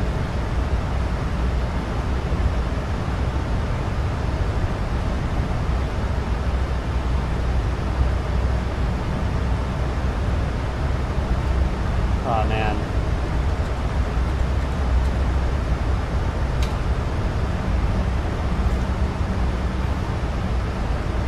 Well, we're getting much closer to Denver here. We'll go ahead and start kind of planning stuff out here. Let's see. They should be landing north flow, and we'll check that here on Pilotedge and make sure they're doing it. So we got information, Juliet, 0306, winds 3406, quarter mile, more than 6,000 feet RVR. Light snow mist, broken 300, forecast 900, temperature 0, temperature 299. No, I don't think so, Airliners X. I think you just come on in. I'm very new to all this, so if there's something else I should have on there, let me know. But, let's see. Okay, we got information, Juliet. I'm going to note this down on my paper. 0306 Zulu. 3406 quarter mile. And then we'll go through and start setting up the HUD and everything, everything else that we need for shooting this approach. It's more than 6,000 feet. Light snow, mist. What's up, your Sim CFI? Good to see you, buddy. Hey, I want to tell you, you, sir, fixed my flight simulator. That video you put out, it's actually in my Discord right now. I literally linked it into my Discord not even 10 minutes ago. Your video on how to make your sim look and run fantastic. Dude, thank you so freaking much. I figured out what my issue was. It was DLSS swapper, because I was using some DLSS from like years ago that I think got corrupted somehow. I don't know. But just screwing around using your video, using dynamic whatever you call it, dynamic settings. Phenomenal, dude. Thank you.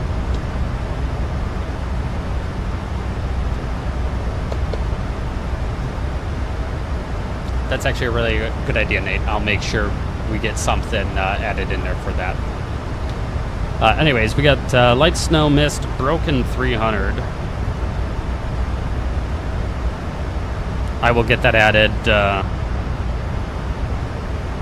I'll get that added here in the next day or so and get that up. I would love an animal spot to put pictures and to post your flight sim layout and everything like that. That's a great idea. The altimeter 2999er 2702. Have a good night. Southwest 4429. Yep.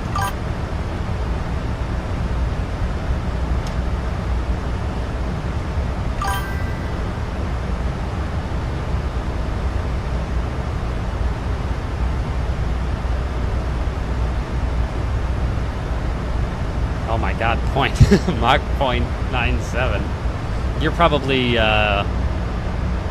if you fly on Volanta or some other tracking software, I follow a Reddit feed that's like called Sleepy Pilots. That's just posts of, you can tell people are not at their sim, watching the airplane fly past their destination or do weird circles, so I may have seen one of your flights in there.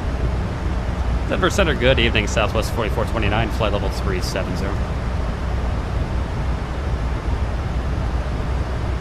Alright, so let's check, let's look at love cards here. We gotta start planning our arrival.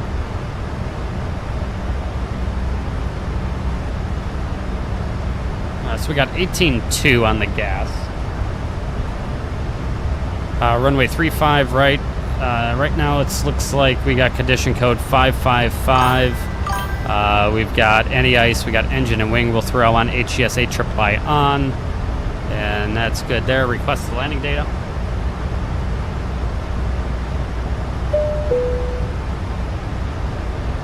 Is that minus 50,000 feet per minute? That's freaking, that's like kind of cool. That's like really kind of cool.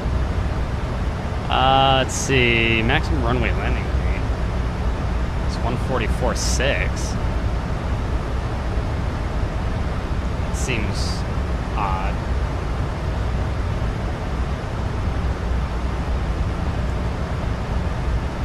Our max landing weight is 151.5. We're landing with 144.5, and it's saying we can't do it.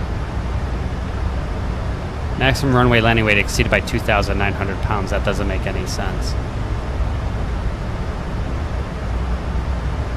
Auto brake 2, we have, let's see if there's, let's just change this a little bit. Let's go, and I know that's wrong because runway 35 right is what, 16,000 feet long? Like we're definitely able to land on a 16,000 foot long run. Yeah, it's 12,000 feet long. Let me try 3-4 left really quick. We might have to take 3-4 left.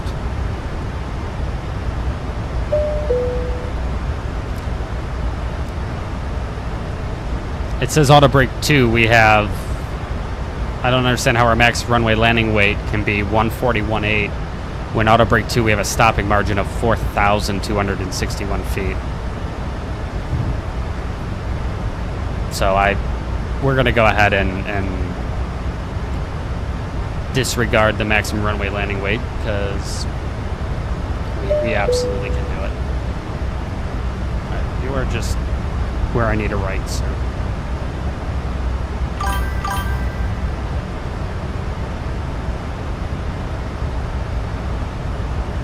That's a scary question to say what to, but what airliners X?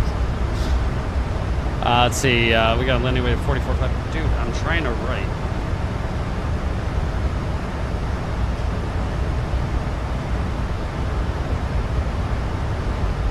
It's a landing weight of VROF 149, we target 150.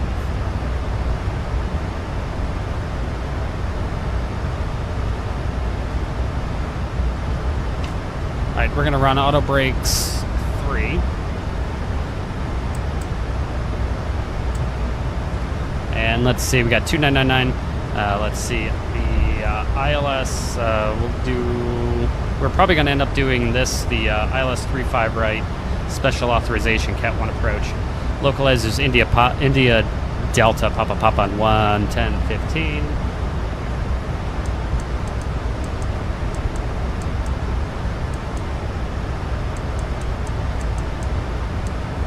That gives us a final approach course of 353.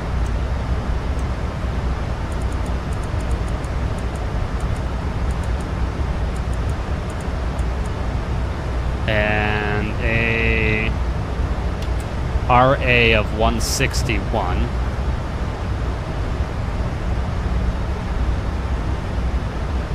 There we go. And that gives us a landing weight of 144.5. Let's go ahead and plug in 44.5. Flap 30 landing is going to be 149. Plus 5 is 154.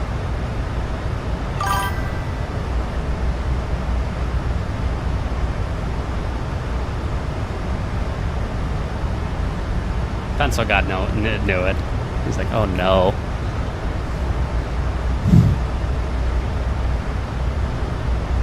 Alright, dude, you really need to like not be all over the mic. I love you so very much. But you cannot be. You're whacked out, man.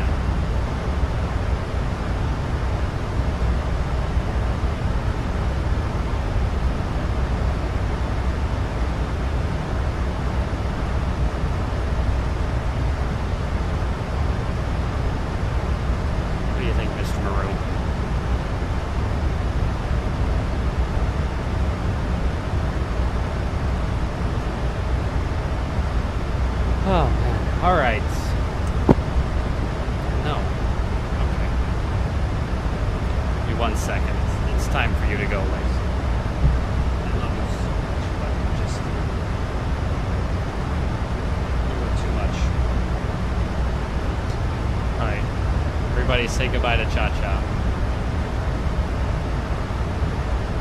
You're trying to eat my mic and it's too much. I love you so much, but we gotta go.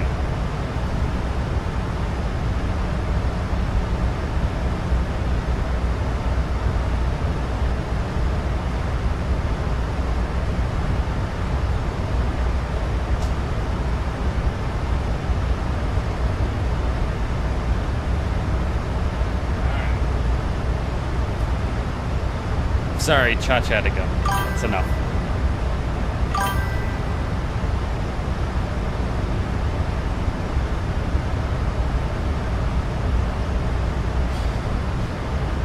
Your pet Airbus A321neo. I'm sure someone named their animal that too at some point. And I'm sure of that.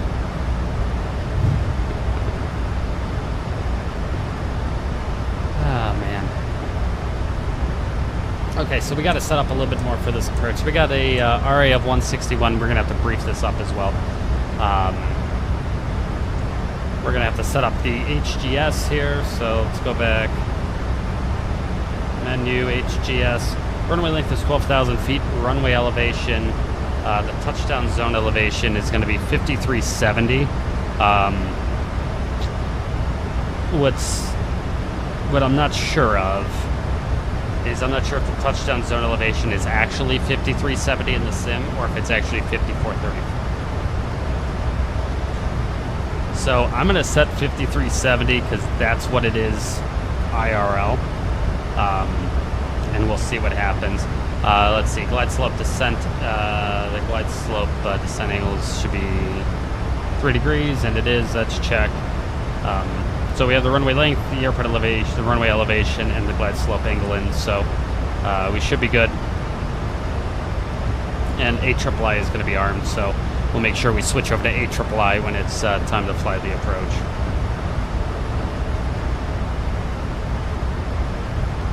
And again, it'll be a hand-flown approach down to Mins.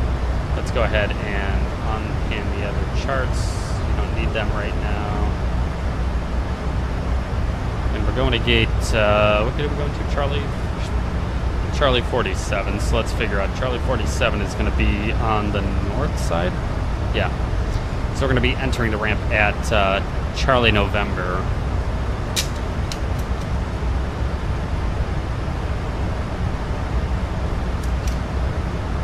Okay.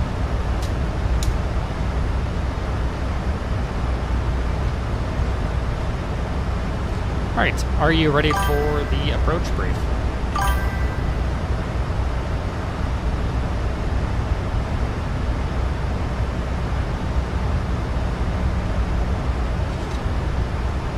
All right, it's going to be the Ski 4 arrival into Denver from Bump.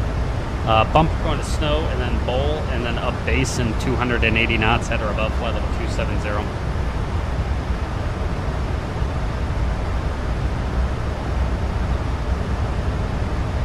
K2 between 290 and 230. Clown between 29 and 21. Ski is 270 knots between 22 and 19. Big D 250 knots between 19 and 17. Craig is 210 at a maintain 13,000. Gnarly's at or above 12,000. Teller 210 at a maintain 11,000. From there we'll be transferring over to the transitioning over to the ILS SA Cat 1 approach for the 3-5 right approach. Check out the MELs, or check out the MELs, the NOTAMs for Denver.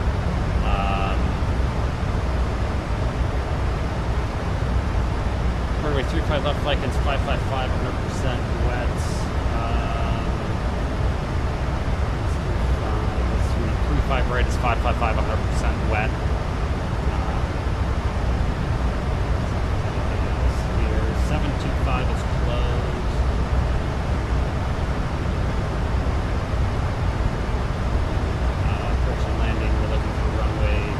Right, if there's anything special. So for the ILS, the alternate minimums are not authorized to aircraft suitable to RNAV. We're good, and it's not our alternate anyway, so it's not a big deal. The ILS for 7 and 25 is out. It's closed everywhere, so.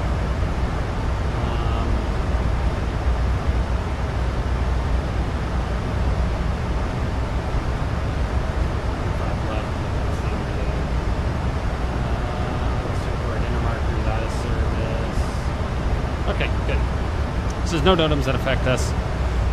It's not a special appropriate NOMELZ approach. It's going to be the ILS 35 right, special authorization Cat 1 approach. It's a HDS only approach. Localizer is going to be India Delta Papa Papa on 111.15 and a final approach course of 353 set on both sides. Glide slope at Franz. 7,000 out of 3 glide slope is checked. The RA for this approach is going to be 161, and that is set there.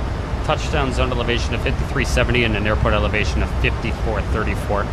If we go miss, we're going to climb to 5,840. It's actually climbed to 5,800. Right turn to 10,000 at a heading of 248 and inbound on the Gulf Lima Lima. Yeah, the missed approach is a little bit different. It's going to be a little bit different for this. Looks like the missed approach has changed a little bit. Yeah. So the missed approach here, it's on 10,000. It's a 353 heading to 5840 or 400 feet. And then 353 to India Delta Papa 1.8 DME. And then it's a right turn to heading of 060 to intercept the 044 outbound on a mile-high VOR. And we'll hold it dead or above 10,000. So we're going to fly the missed approach off of this. This is probably a little bit of an older chart for the ILS SA Cat 1 approach, so we're going to take the current missed approach.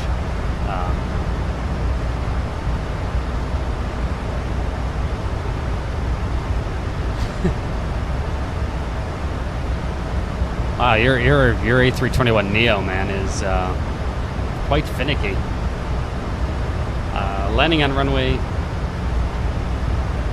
35 right.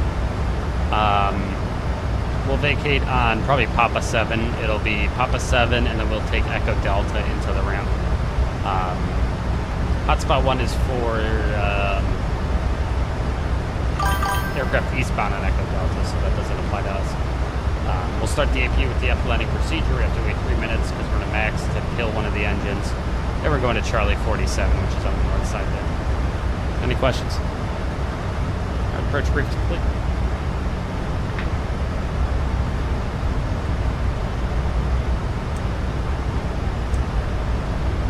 I'm gonna have to get the A321neo working in here as well, which we will be doing soon. All right, sun checklist. Minimums are set. VF and V target 4954 set. Auto brakes are 3 set, and the recall is checked. The sun checklist. All right. Good for the descent. Top of descent is in 20. Not me mathing. 23 minutes.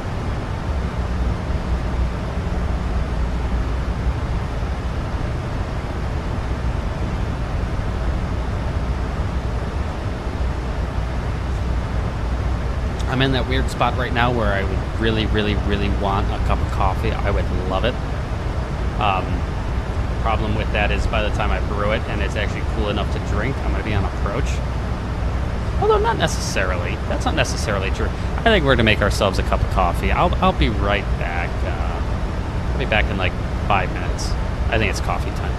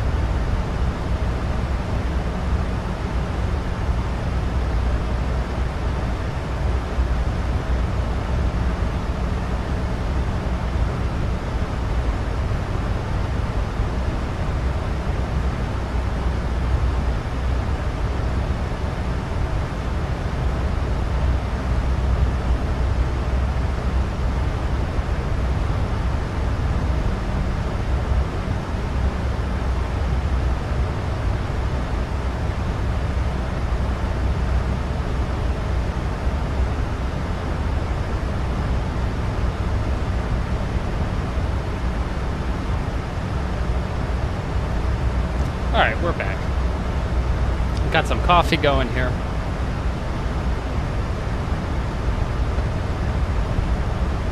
Alright.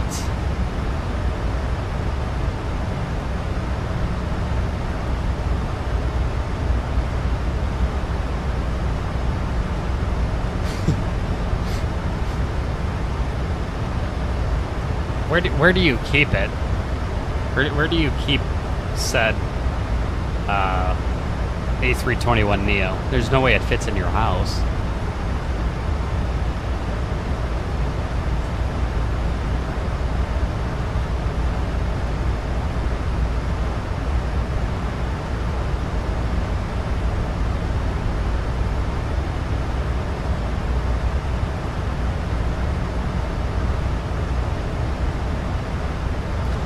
I meant to ask you guys, can you hear ATC?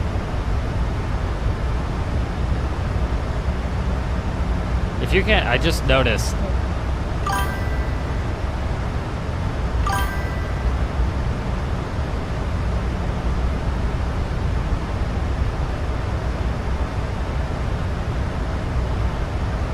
That's really strange. Let me figure out why you can't.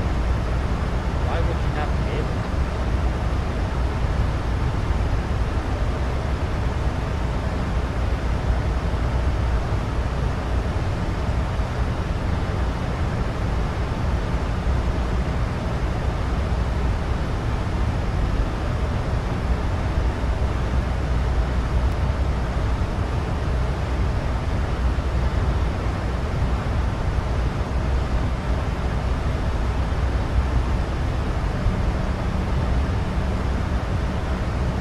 I have you now, Southwest 4429. Descend to be the Ski 4 landing north in 3001 for Southwest 4429.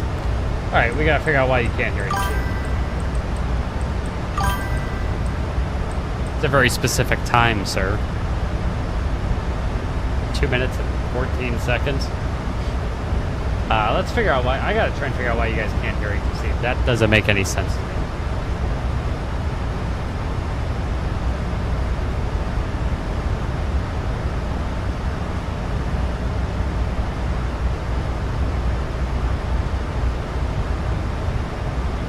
It probably means you also can't hear the music that I have either.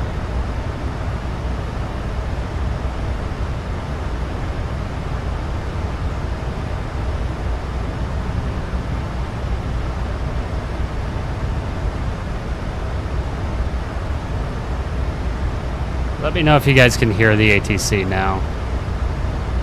Alright, we got a massive caution fuel. Center pumps are off.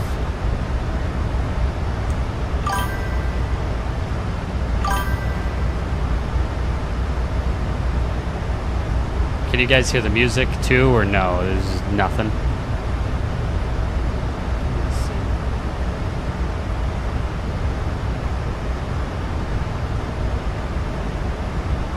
This is the only bummer about using new streaming software, is you have to go through all this.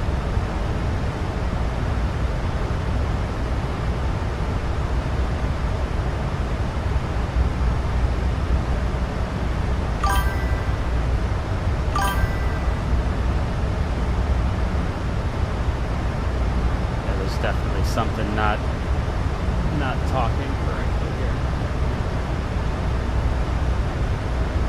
I realize that my headset is set up as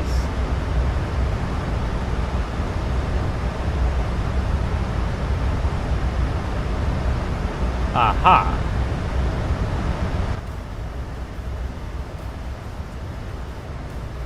Okay, that should be much better now. Contact Denver approach 123.85. Good seeing you, buddy. Thanks for being here. We'll see you tomorrow. I'll be on.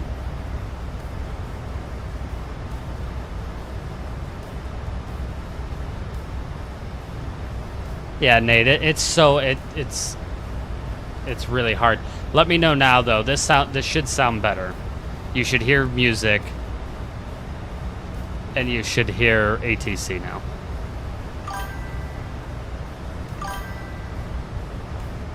For 500 Kazoo, Denver approach, thank you.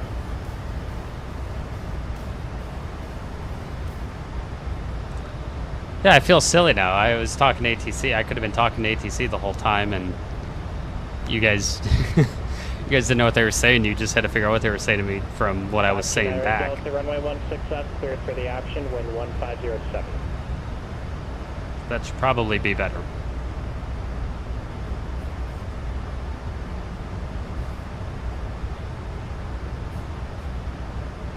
That's at 435, contact Denver approach 126.1. 26-1, exit jet 435. Alright, I can hear ATC now, my stream. Okay. So we gotta get the music set up here properly.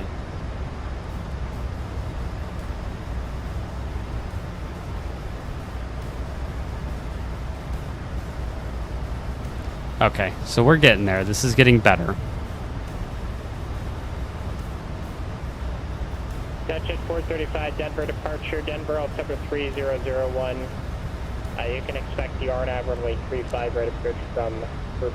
Since you guys can't hear music right now, I'm gonna work out another solution for music. I'm just gonna do that, so this way I don't have to listen to all this music, because I've been listening to music that no one else can hear. And it's not what I want.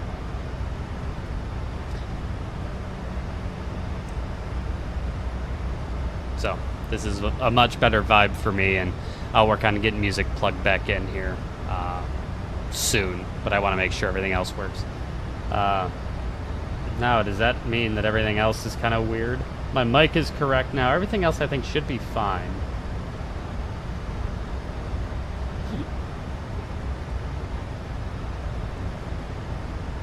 This should be a little better for us now.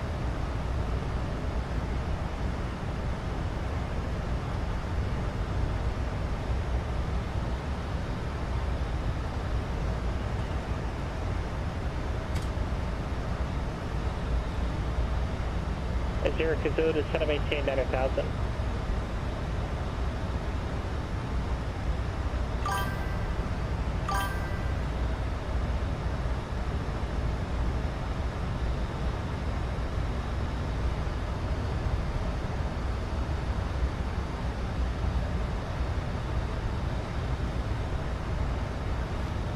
Let's see here.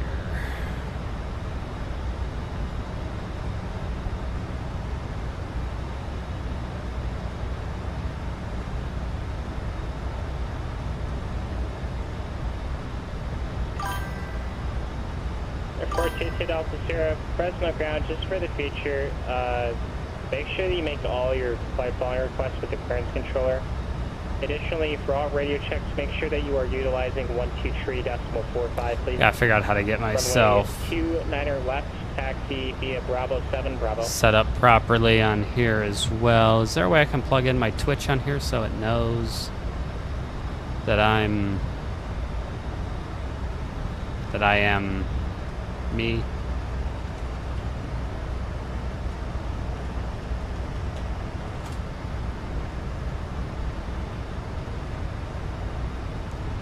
Wonderful. I turned the music off just because to turn the music up, I would have to turn the music up in my headset, which was already kind of loud for me. So I got to figure out background music, but I will figure that out later on. I'm glad ATC sounds good now, because that was the main thing I wanted to make sure you guys had.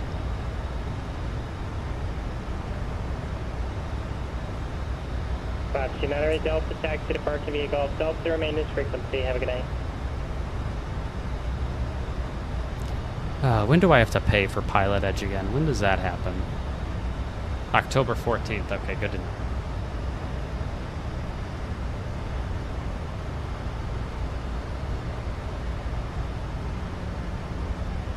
Yeah, I gotta figure out how. So there's a new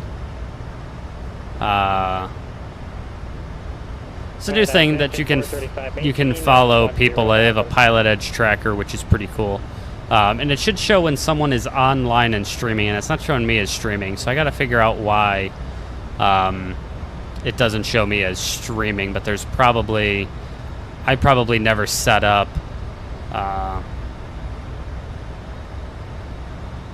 probably didn't set it up, and I probably have to tell it, hey, I'm streaming, and I just don't know how to do that. So I will try to figure that out later. But anyways, we're getting pretty close to Denver. It's going to be fun. Let's see, did we get a new weather update here? 17 minutes ago. Still got a quarter mile. Visibility is variable between 5,000 and more than 6,000 feet. The altimeter now is 3001.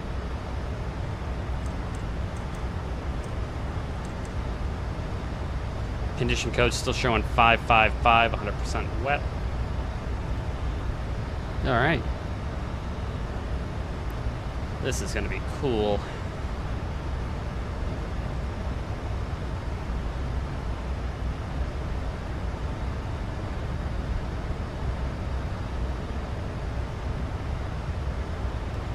And exit 435, I'll have a vector through Throttle, so you can just expect that.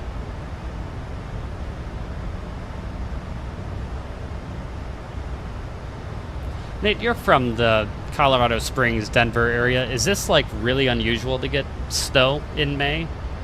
Or is this just part of Denver Beach being Denver, where you get these weird you get crazy temperature swings? Where I see it's gonna be 70 later this week and it's snowing today. Is that just a Denver, Colorado Springs thing, or is this actually weird that it's snowing right now?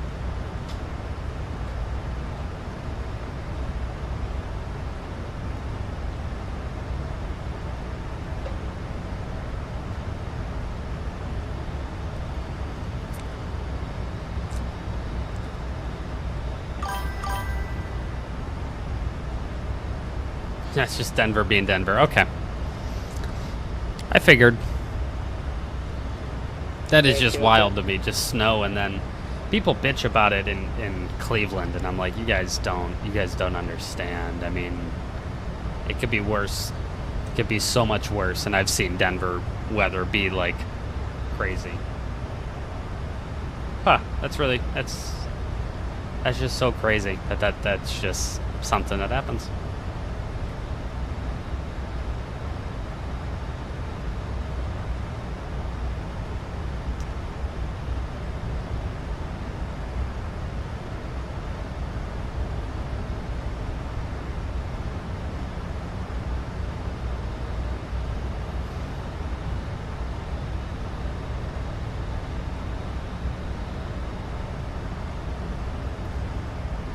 Coming up, top of descent is in less than 40 nautical miles. Something that we do end up doing here in the MAX. Oh, something else. I actually forgot it because it is a MAX. I tell it basically all the way down to the ground. We're going to have engine anti-ice on. That helps since the MAX is really bad with VNAV. If I tell it, hey, I'm going to have my engine anti-ice on all the way from here until I land, typically that helps VNAV out a little bit. It gives it a little more room to play with, so.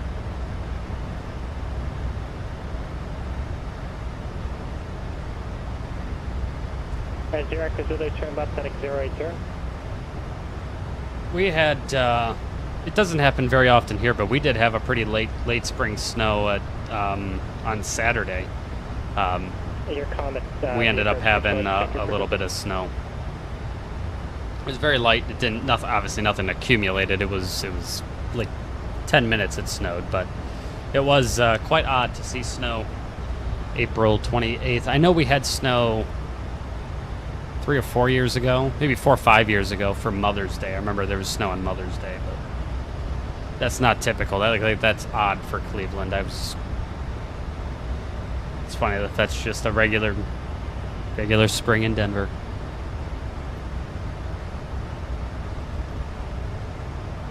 Report 22 Delta Sierra, Fresno Tower, 92, 9 left, cleared for takeoff and tree 006. Got my Max cup, got a cup of coffee going.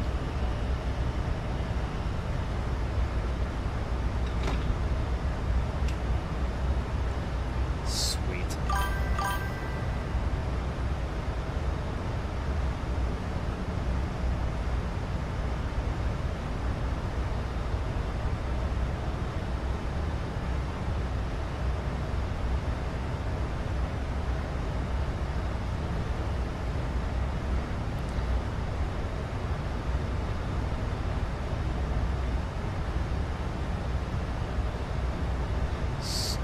So did it end up like raining on you from that cloud? I feel stupid. I don't know. Then Pencil God,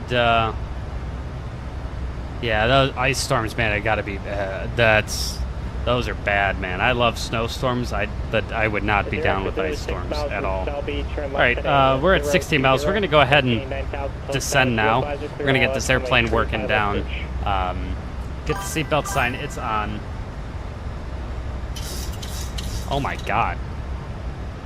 That's crazy. 30-something degree drop. Wow. Roger. That's wild.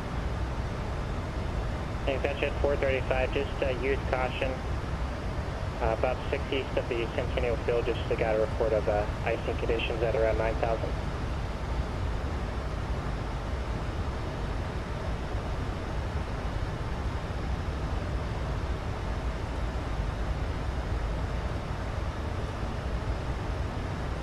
Delta Sierra radar contact departure.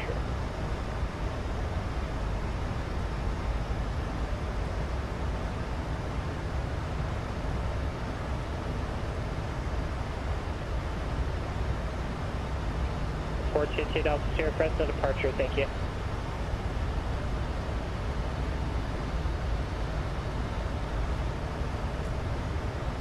Alright, Southwest 4429, vacating flight level 370. Alright, letting them know that we're out of 370 and we're on the descent.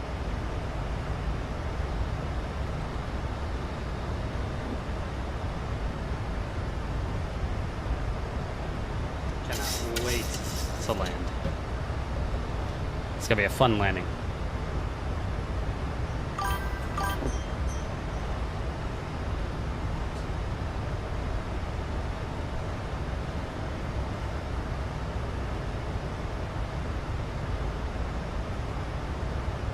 I'm assuming she didn't outrun the dust storm.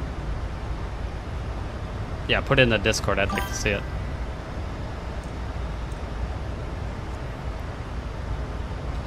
I feel so fancy now. People can use the Discord. You just throw it in the Discord. Love it.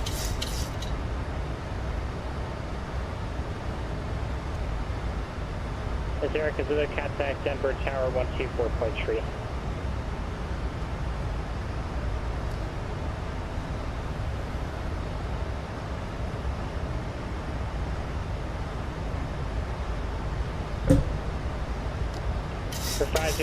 Well, you guys get to see a live HGSA triple I approach. Variable between 5,000 feet, greater than 6,000 feet.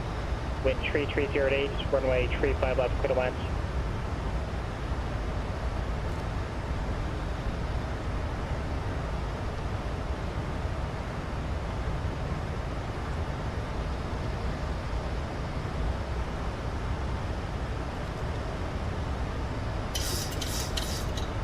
If this was PMDG, I wouldn't be nearly as concerned about flying this approach because it's iFly and it will do things like this.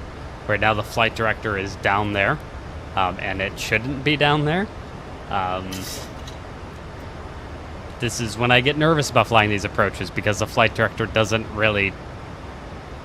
It works, but not perfectly. So I'm not gonna lie, I'm a little nervous about flying this approach. I'm worried that the flight director is not gonna be as perfect as it needs to be. We'll see.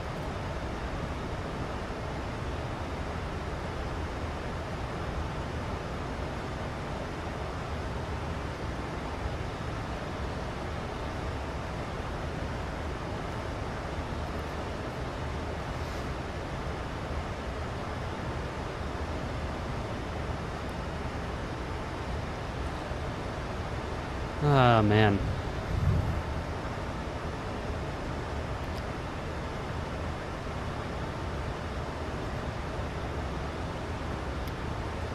Run this one more time here with the new weather. It's still going to say our max, yeah. But it's still 49.54, landing weight of 144.5. Again, I'm not sure where it's getting maximum runway landing weight of 141.6.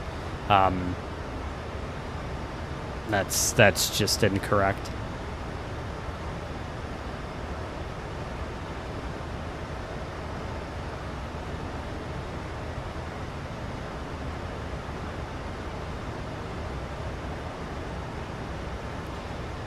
Yeah. Sometimes it works, sometimes it doesn't. I don't know what I'm gonna get here. So we'll see.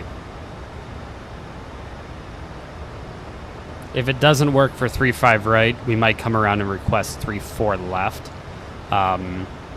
and try that one, because I know 3.5 left. The ILS isn't great for that runway. It ends up taking you, I can't remember if it's too high or too low. I think it's too high. It ends up bringing you in too high.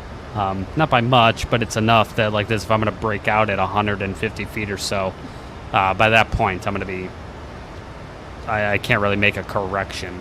At that point, I'll just have a long landing, and I want to avoid that if possible.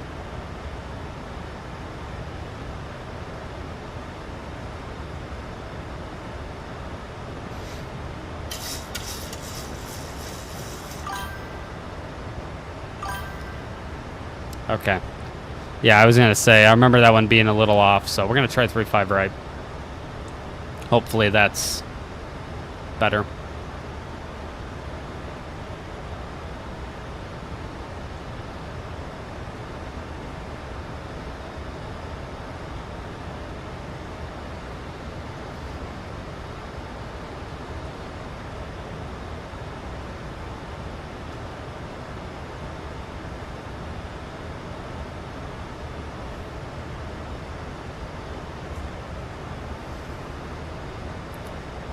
Well, this is going to be nothing but fun. All right, coming in here, clowns between 25 and 21 will be good there. Seal of information, Juliet. We just have to let him know we'd like the ILS 3.5 right from Teller, and he'll give it to us. And I also can't remember. I feel like 3.5 right, I think, was better. I think 3.5 right was off a tad, but I don't think it was that much.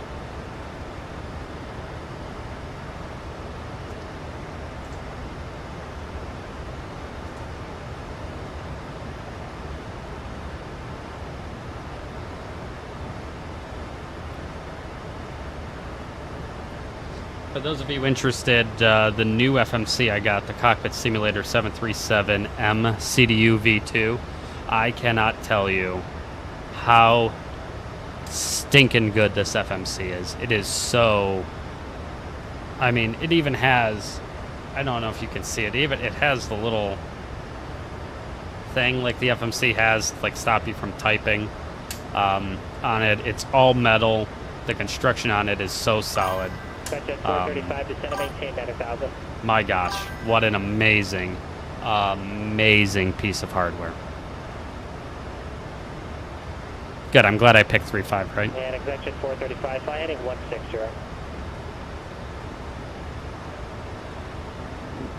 If you are looking for a, if you are going to get a CDU for, if you are going to get a CDU for Flightsim, oh my God. This is the one, man. The best. It's $800, but good God, it's in Discord right now. Man, that thing is just so good. Especially now that it's the fans 2B setup, so and that's what pretty much Southwest has. So it has the fans 2B setup, just like how Southwest has in all their airplanes. But yeah, for $800, it is that good. So it's 4429, contact Denver approach on 120.35. Approach on 2035, Southwest 4429. Yeah, it is not cheap. It's all metal. And the thing I can't get over, the font on it. The font that it uses is perfect Boeing font. It is so perfect.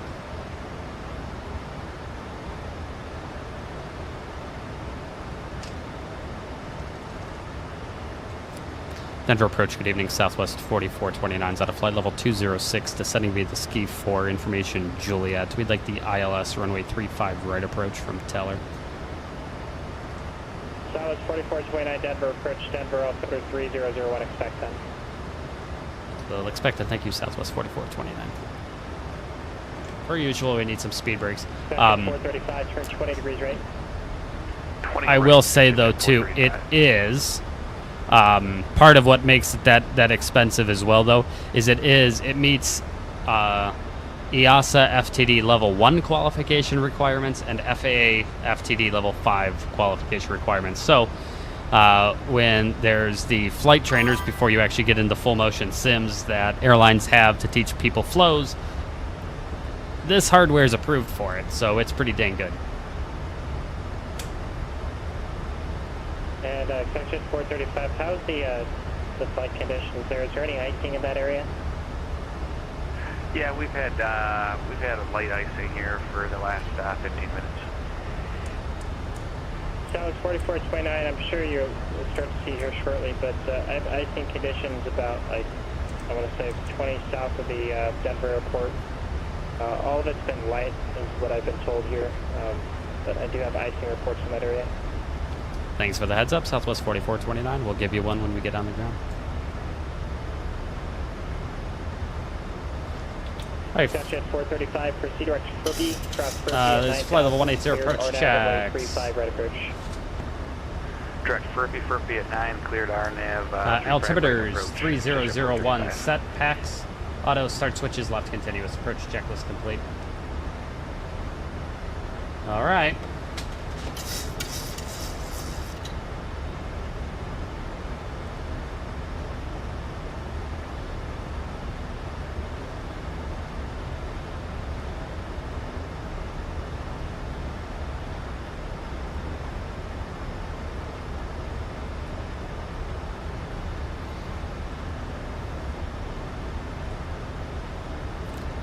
Well, this is going to be fun. Let's have some fun.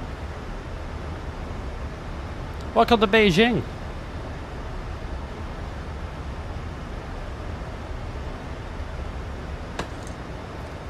Hope the ride was good. We're about to get in some pretty good icing here. Just waiting to get... Looks like the clouds are kind of down here. The clouds are actually kind of low. They're not very tall. But we definitely have some icing conditions, which will be fun.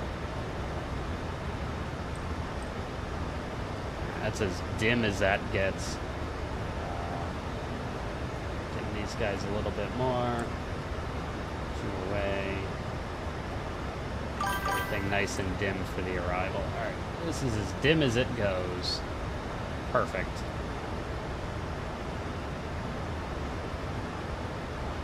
Southwest 4429, contact Denver approach 12325. Over to 2385, Southwest 4429.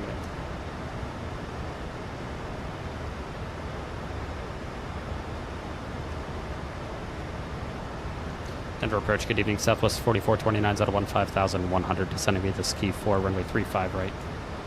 Southwest 4429, Denver approach at Teller, cleared ILS runway 35 right approach. At Teller, cleared ILS runway 35 right approach, Southwest 4429. Lowest altitude on the approach is Franz at 7.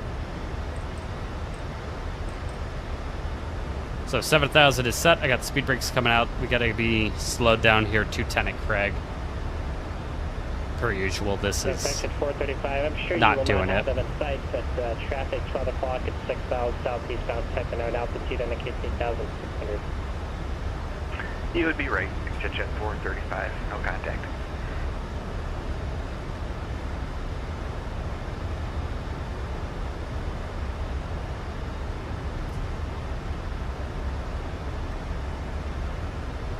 Jet 435, contact Centennial Tower, Woman 8, point letter. Tower now 18.9, Jet 435. 460 is firm, but hey, you're 435, RNAV 35 right. welcome to Beijing, motherfucker. Centennial Tower, runway 35 right, clear to land, wind 3308. 35 right, clear to land, Jet 435. Oh, you know what? I'm an idiot.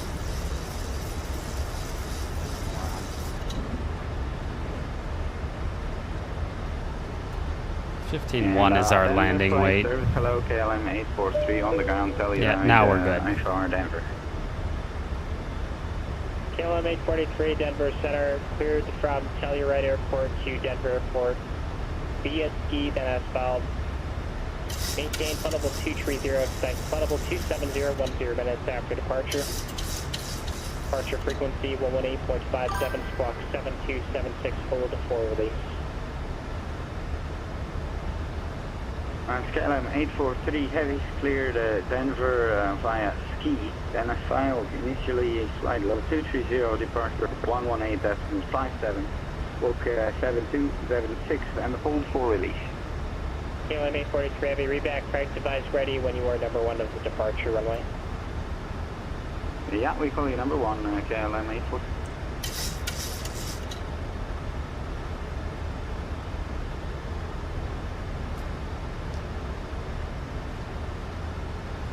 All right, so the main thing is we need to make sure our autopilot and auto throttles are off by the final approach fix, which is going to be Franz. So we'll get it off. We'll get it off slightly earlier, but yeah, we need to be absolutely off the auto throttles, off the autopilot at Franz.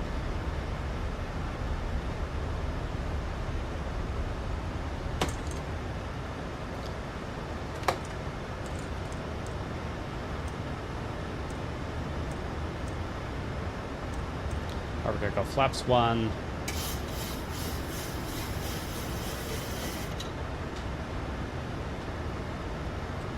Calling for light icing. It's gonna be really hard for me to actually see, so I'm gonna throw the wing anti-ice on as well. You would usually wait. Well, yeah. It's gonna be hard, I think, for me to actually see if we're accumulating ice, but we'll see.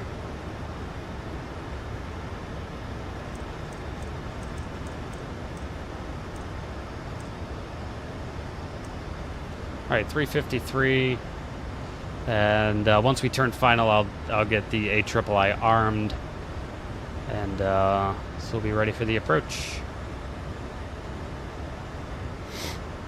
I've got this thing slowed down here. We're gonna be taking everything nice and slow. The last thing you want to do is fly this approach the way you would a nice day and be ripping down, especially with Southwest, be ripping down the final at 220 knots, drop the gear late and the flaps and everything, wait till 5 miles, get everything out.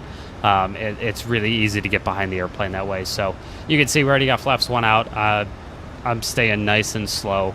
I just want to give myself as best of a chance as I can to fly this approach properly. And yeah, with weather like this, there's no reason to be screaming to the final approach fix at clean.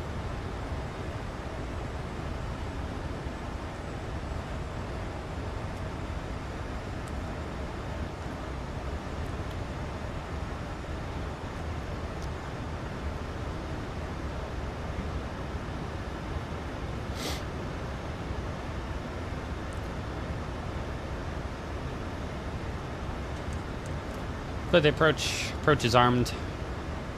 L9 and Vorlock is armed. We got Glide Slope armed. See if there's been an update to the weather in Denver real quickly. There's not. The altimeter is still 3001.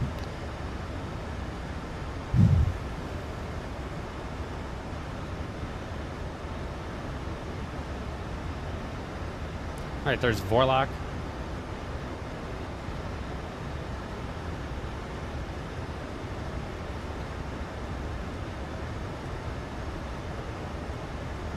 For an arrival like this, we're going to turn the traffic off as well. I need my computer to be running at the absolute best performance it can be to give me the best chance of flying it properly.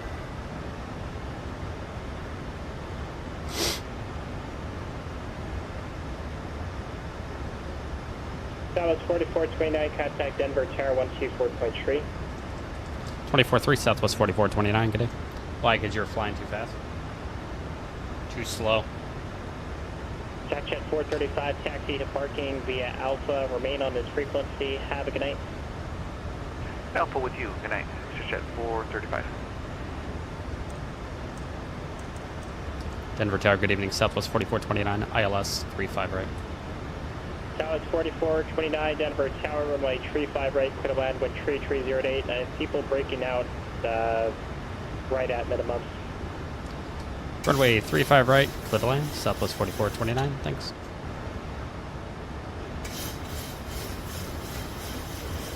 Flaps 5.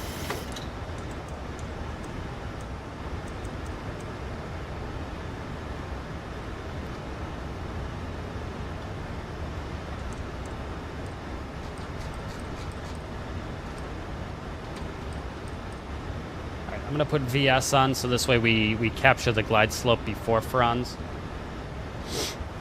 And then this way it gives me a better chance of getting the autopilot off and hand flying it down.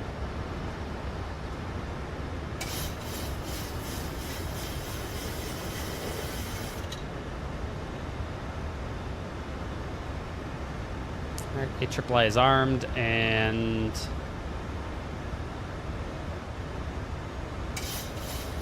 about to get it right here.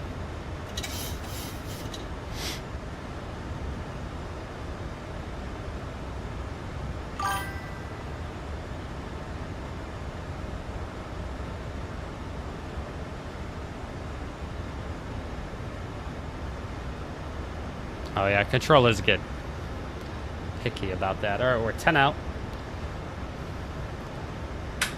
Alright, we're gonna take the auto throttle out.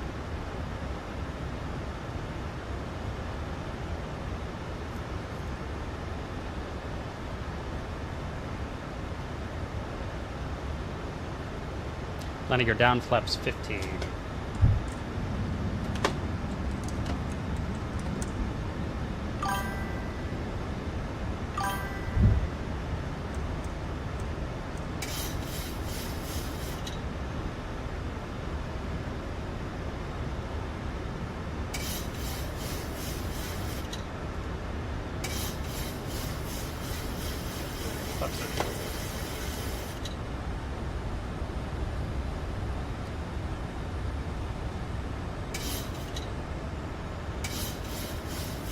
Alright, for my checklist, speed brakes armed green light, letting it down through green, flap 30 green light before landing checklist completes.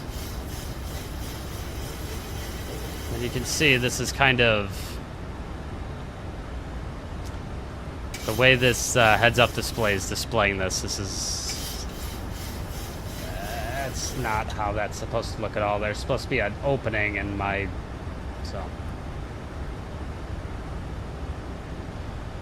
All right.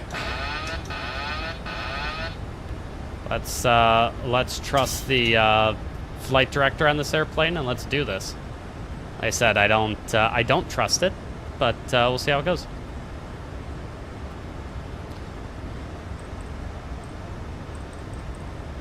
This approach altitude is set. Yeah, I really do not trust this airplane to do this the right way, but it's all right.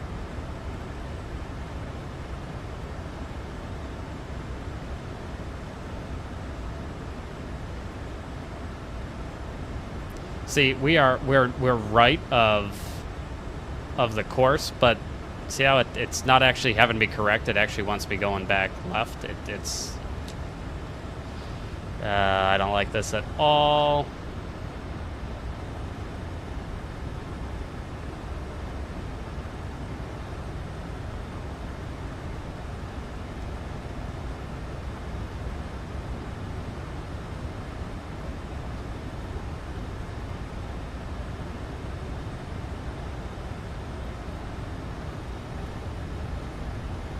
Approaching 3-5 right.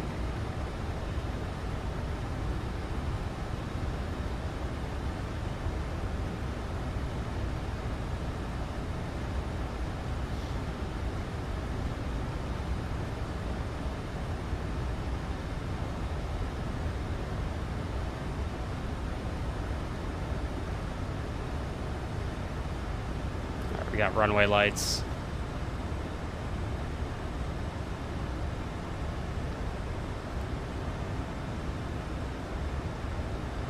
Approaching minimums. Minimums for landing. 100. 50. 30. 10.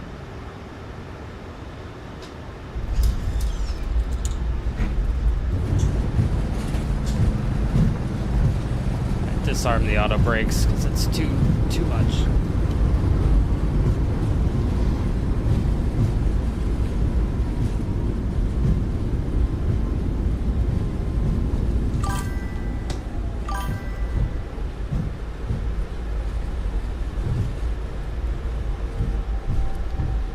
All right, welcome to Denver. Southwest 4429, plan to vacate at Papa 7. And I see you're taking Papa 6, that's fine. Join Papa and continue on Papa 7. I'll have further instructions shortly. Sorry, we were able to get off. We're still on the runway. We'll make Papa 7 here for you. Southwest 4429, roger. Join Papa 7, I'll have further shortly. Join Papa 7, Southwest 4429. Thanks, Ben. Yeah, that one actually kind of worked out. I still really don't trust the flight director because it wobbles a lot like that, and I really do not like that, and it should not do that. 4429, you can taxi to parking via Papa 7 Echo Delta Lima. Remain on this frequency. Have a good night. All right, Papa 7 Echo Delta Lima to the ramp, and we'll stay with you. Light icing coming through about 12,000 all the way down, and yeah, we broke out just a little bit above 200 feet. Roger, thanks. And braking action was good. All right, let's clean up the airplane.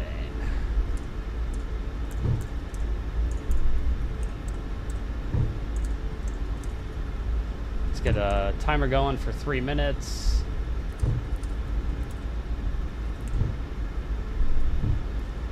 Well,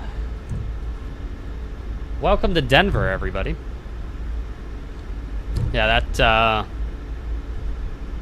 that was an interesting one. This is my first time I actually had to fly this airplane like this down to like legit minimums.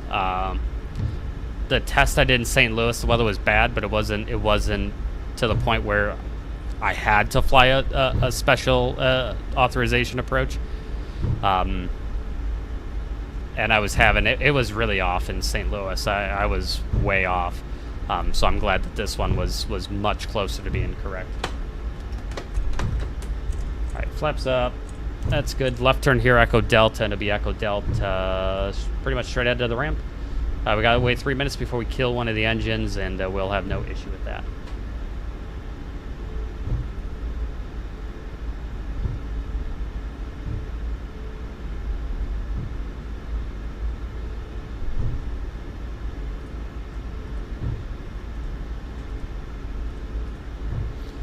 All right, we're going to gate Charlie 47. Let's get GSX.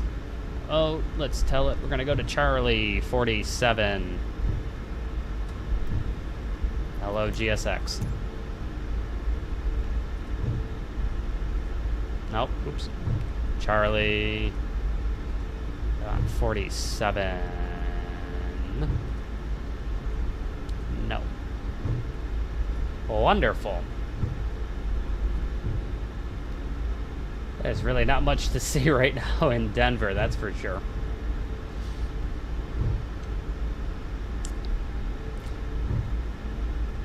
All right, this is the 1-7 right approach. We're cleared across.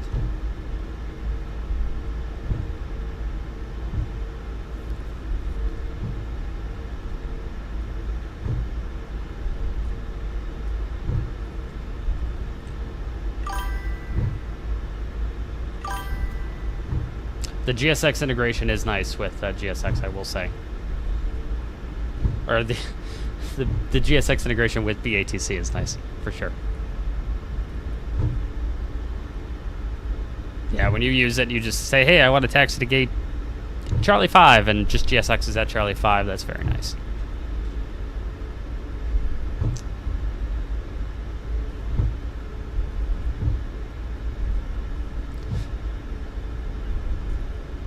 So this is, there's 1-7 right, and we're straight across Echo Delta. Charlie 47 is going to be somewhere over there. All right, we're at 3 minutes. Let's go ahead and start the APU, and we did already. APU is on the buses. Let's go ahead and kill number 2.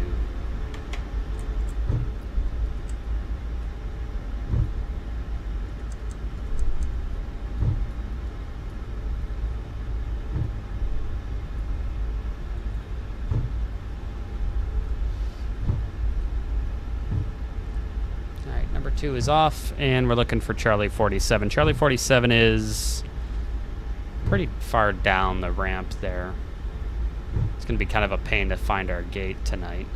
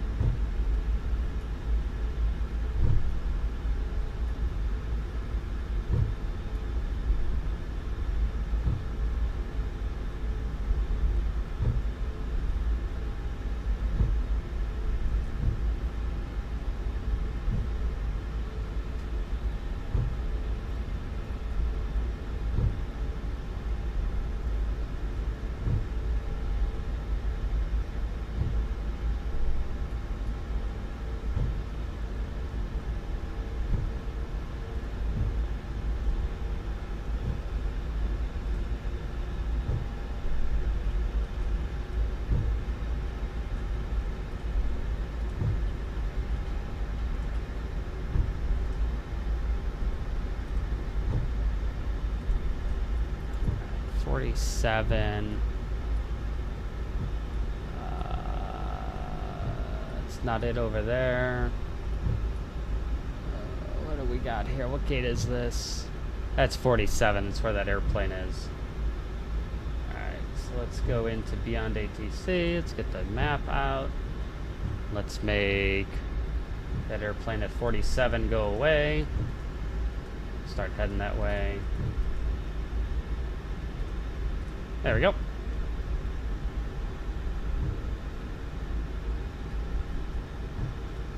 And Charlie 47 is right over here. Perfect.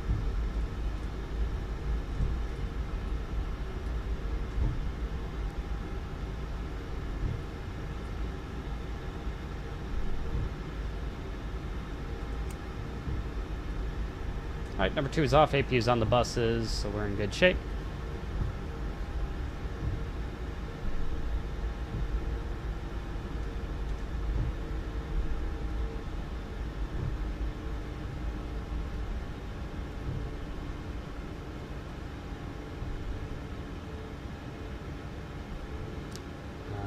She's saying go left, but I say she's wrong. Maybe a little left, but...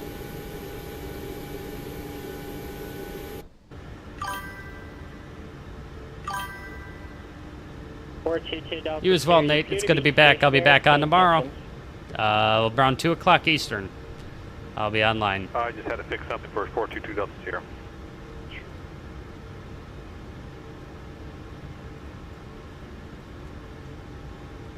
A little bit further. Come on. Come on. There we go. Alright, brake step.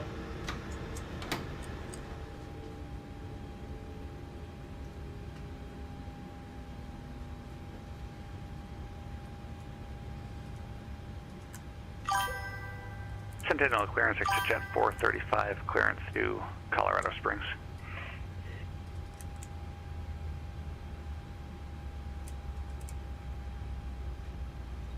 Jet 435, Denver, correction, Centennial clearance. This will be a Florida site clearance. Cleared to the Springs Airport, Denver 3 departure. Radar vector is Lufsy. That's Lima, Uniform, Foxtrot, Sierra Alright, park Echo. checks. Park brake set. Victor Let us cut off fuel 389er. pumps. One on, window off, probe auto, NAS off, hydraulic pumps, electrics off. Echo. Start switches off. Oil quantity is going to be 97, hydraulic quantity 98. Radar is test, transponder standby and zeros. Park checks complete. 10 minutes after departure. 17,000 is not available. Alright guys, Frequency 126.1 thanks for stopping out, man. Tree 017. We'll be on tomorrow. 2 p.m. Eastern. Let's go ahead and get deboarding going here. Okay, we're cleared to Colorado And, Springs via the Delta 3 departure, Lufe, Victor 389, Dane, Black Forest, direct, climb maintain 8, expect 110 in 10 minutes, 26-1, squawk, tree 017. Jet 435, just confirm it's the Denver 3 departure, S3 backcrash. Yep, Denver 3, thanks, Jet 435. Alright, let's get on the ground power. Kill the APU. Very good. And kill the IRSs. This airplane is done for the evening. Let's go ahead and set this back to deboarding. Perfect. Let's get out really quick. We'll do a walk around of the airplane. The FO would do this at the end of the day. Airplane's done for the night in Denver, so you just have to check and make sure that everything is kosher, everything is good to leave the airplane overnight here. So coming out, checking the probes and everything on the airplane, make sure everything's good. Check the wheel well in here. Everything's looking good there. Wheels are good. We haven't destroyed the wheels, even though auto brakes just smashed the wheels into the ground after landing. They seem, at least the nose wheel.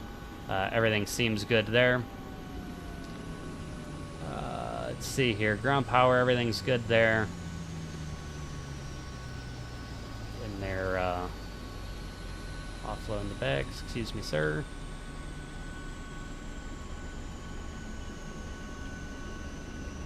Inlet's good. There's floating text, so that looks good. Engine's in good shape.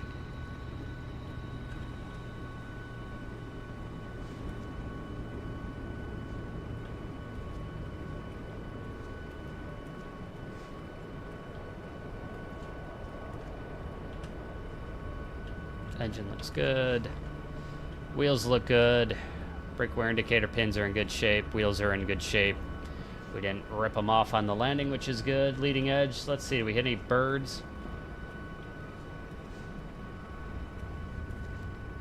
It doesn't look like it. Static wicks are looking good. Checking the rest of the airplane.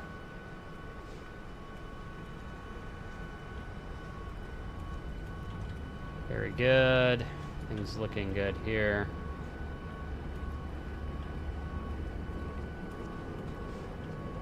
Excuse me, sir. Airplane is in overall great condition. Static wicks are good there. Looks like we haven't hit anything. Nothing hit us.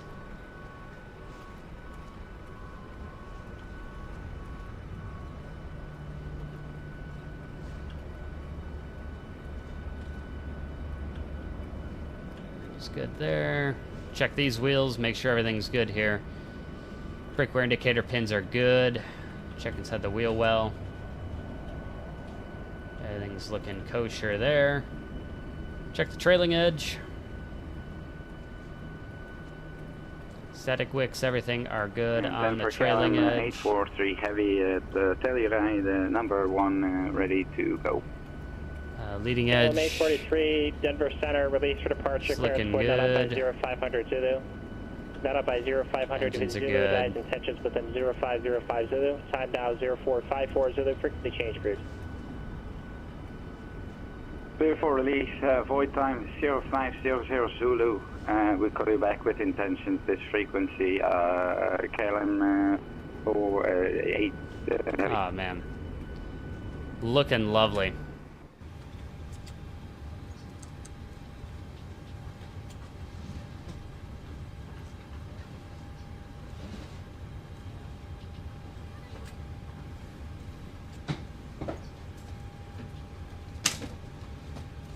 Get out the logbook, make a note in the logbook here. Terminating fuel, so today is 0506. 26, we are in Denver. We parked with 14,910 on the gas.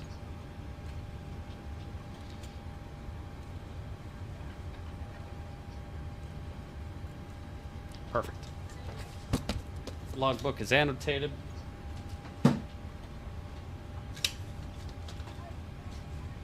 Clean up the flight deck here. It's the end of the night.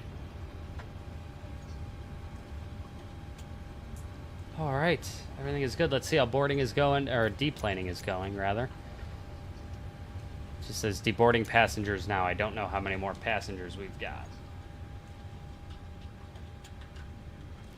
So we're going to wait for the passengers to get off. We're going to turn off the airplane, do the terminating checks. The terminating checks are a read and do checklist. So as unlike every other checklist where you do your flow and then you do the checklist, the terminating checklist is a read and do. So we'll be reading and doing. Let's get Volanta out of the way.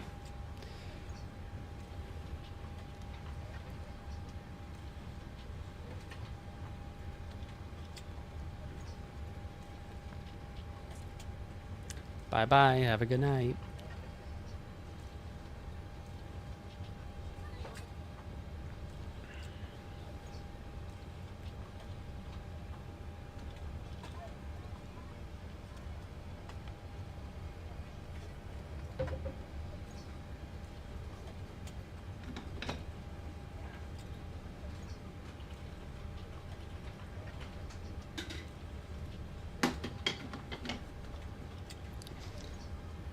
Bye-bye. Have a good night.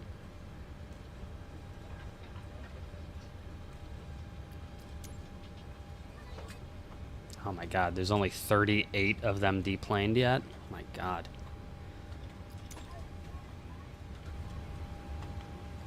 Well, while we wait,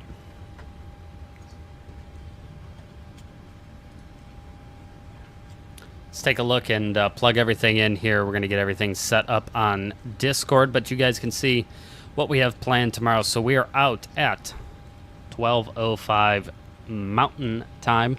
It's going to be 2:05 Eastern Standard Time, or 16:05 Zulu, and we're going to be on for probably about 8 hours tomorrow. Denver to Pensacola.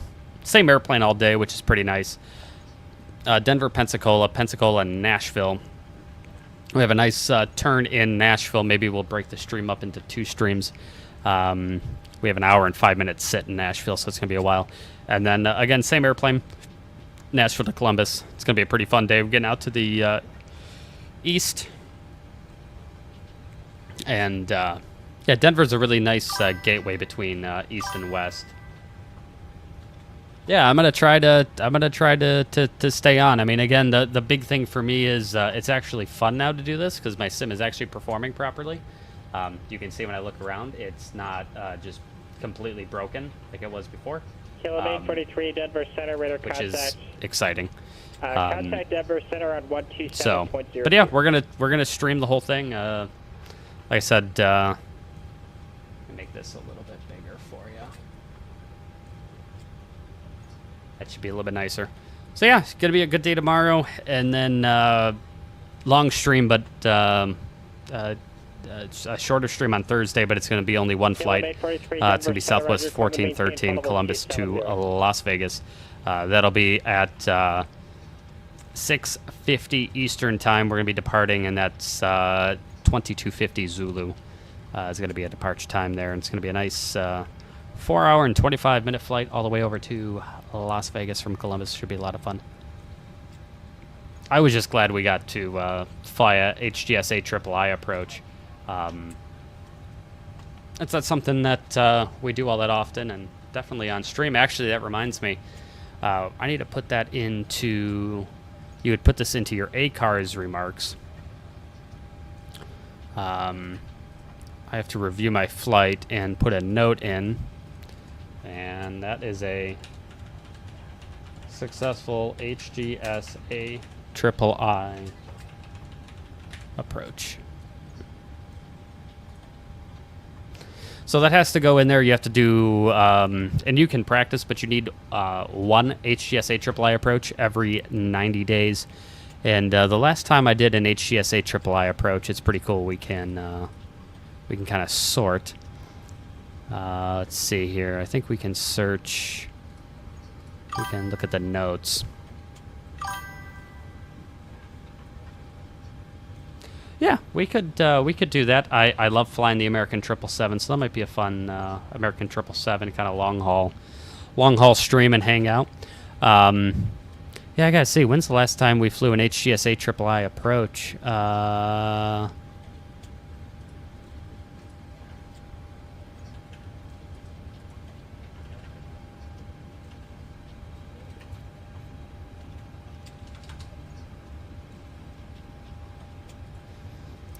I wish you could actually look at the tags a little bit better and actually see like the flights that have that tag. I'm sure there's probably a way to do that, but we want to take a look here while we're waiting for people. When was the last time we did an HGSA III approach? It's been a while. It was probably February. So I was about 60 days. The last one was March 2nd, DC to Kansas City. So we had 90 days. We were well within that. I mean, we were about 60 days on the nose since doing an HGSA III approach. So luckily, the everything's reviewed, is now renewed on there. I don't need to do another HGSA III approach until almost August.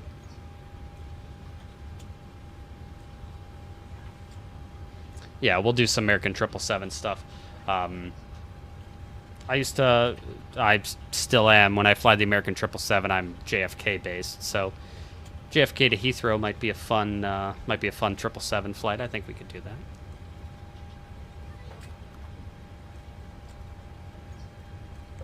All right, how are we doing with boarding here? 100 of 113. Okay, we're almost done.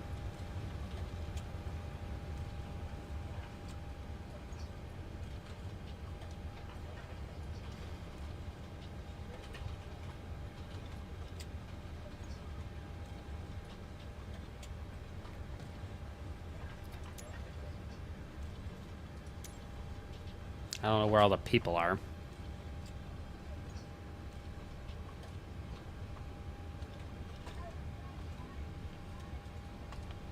Let's put the Corona away.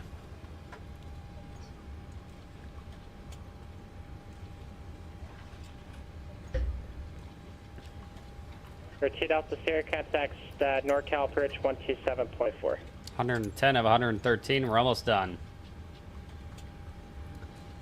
It's time to shut this baby down and call it a night.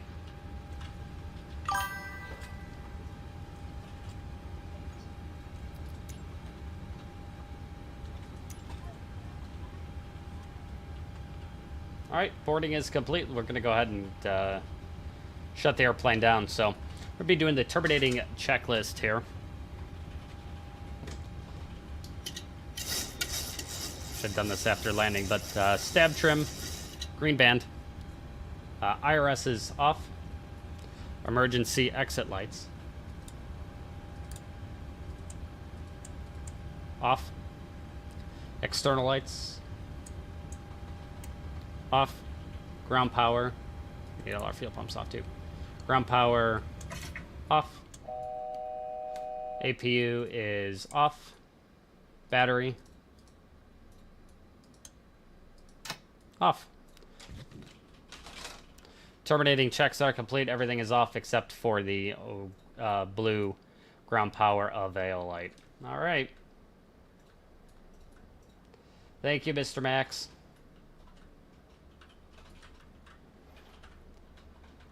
And with that, we are heading out of the airplane for a nice evening. Oh, man. Wow. What a wonderful evening. That is, it feels really, really nice to be back, I must say.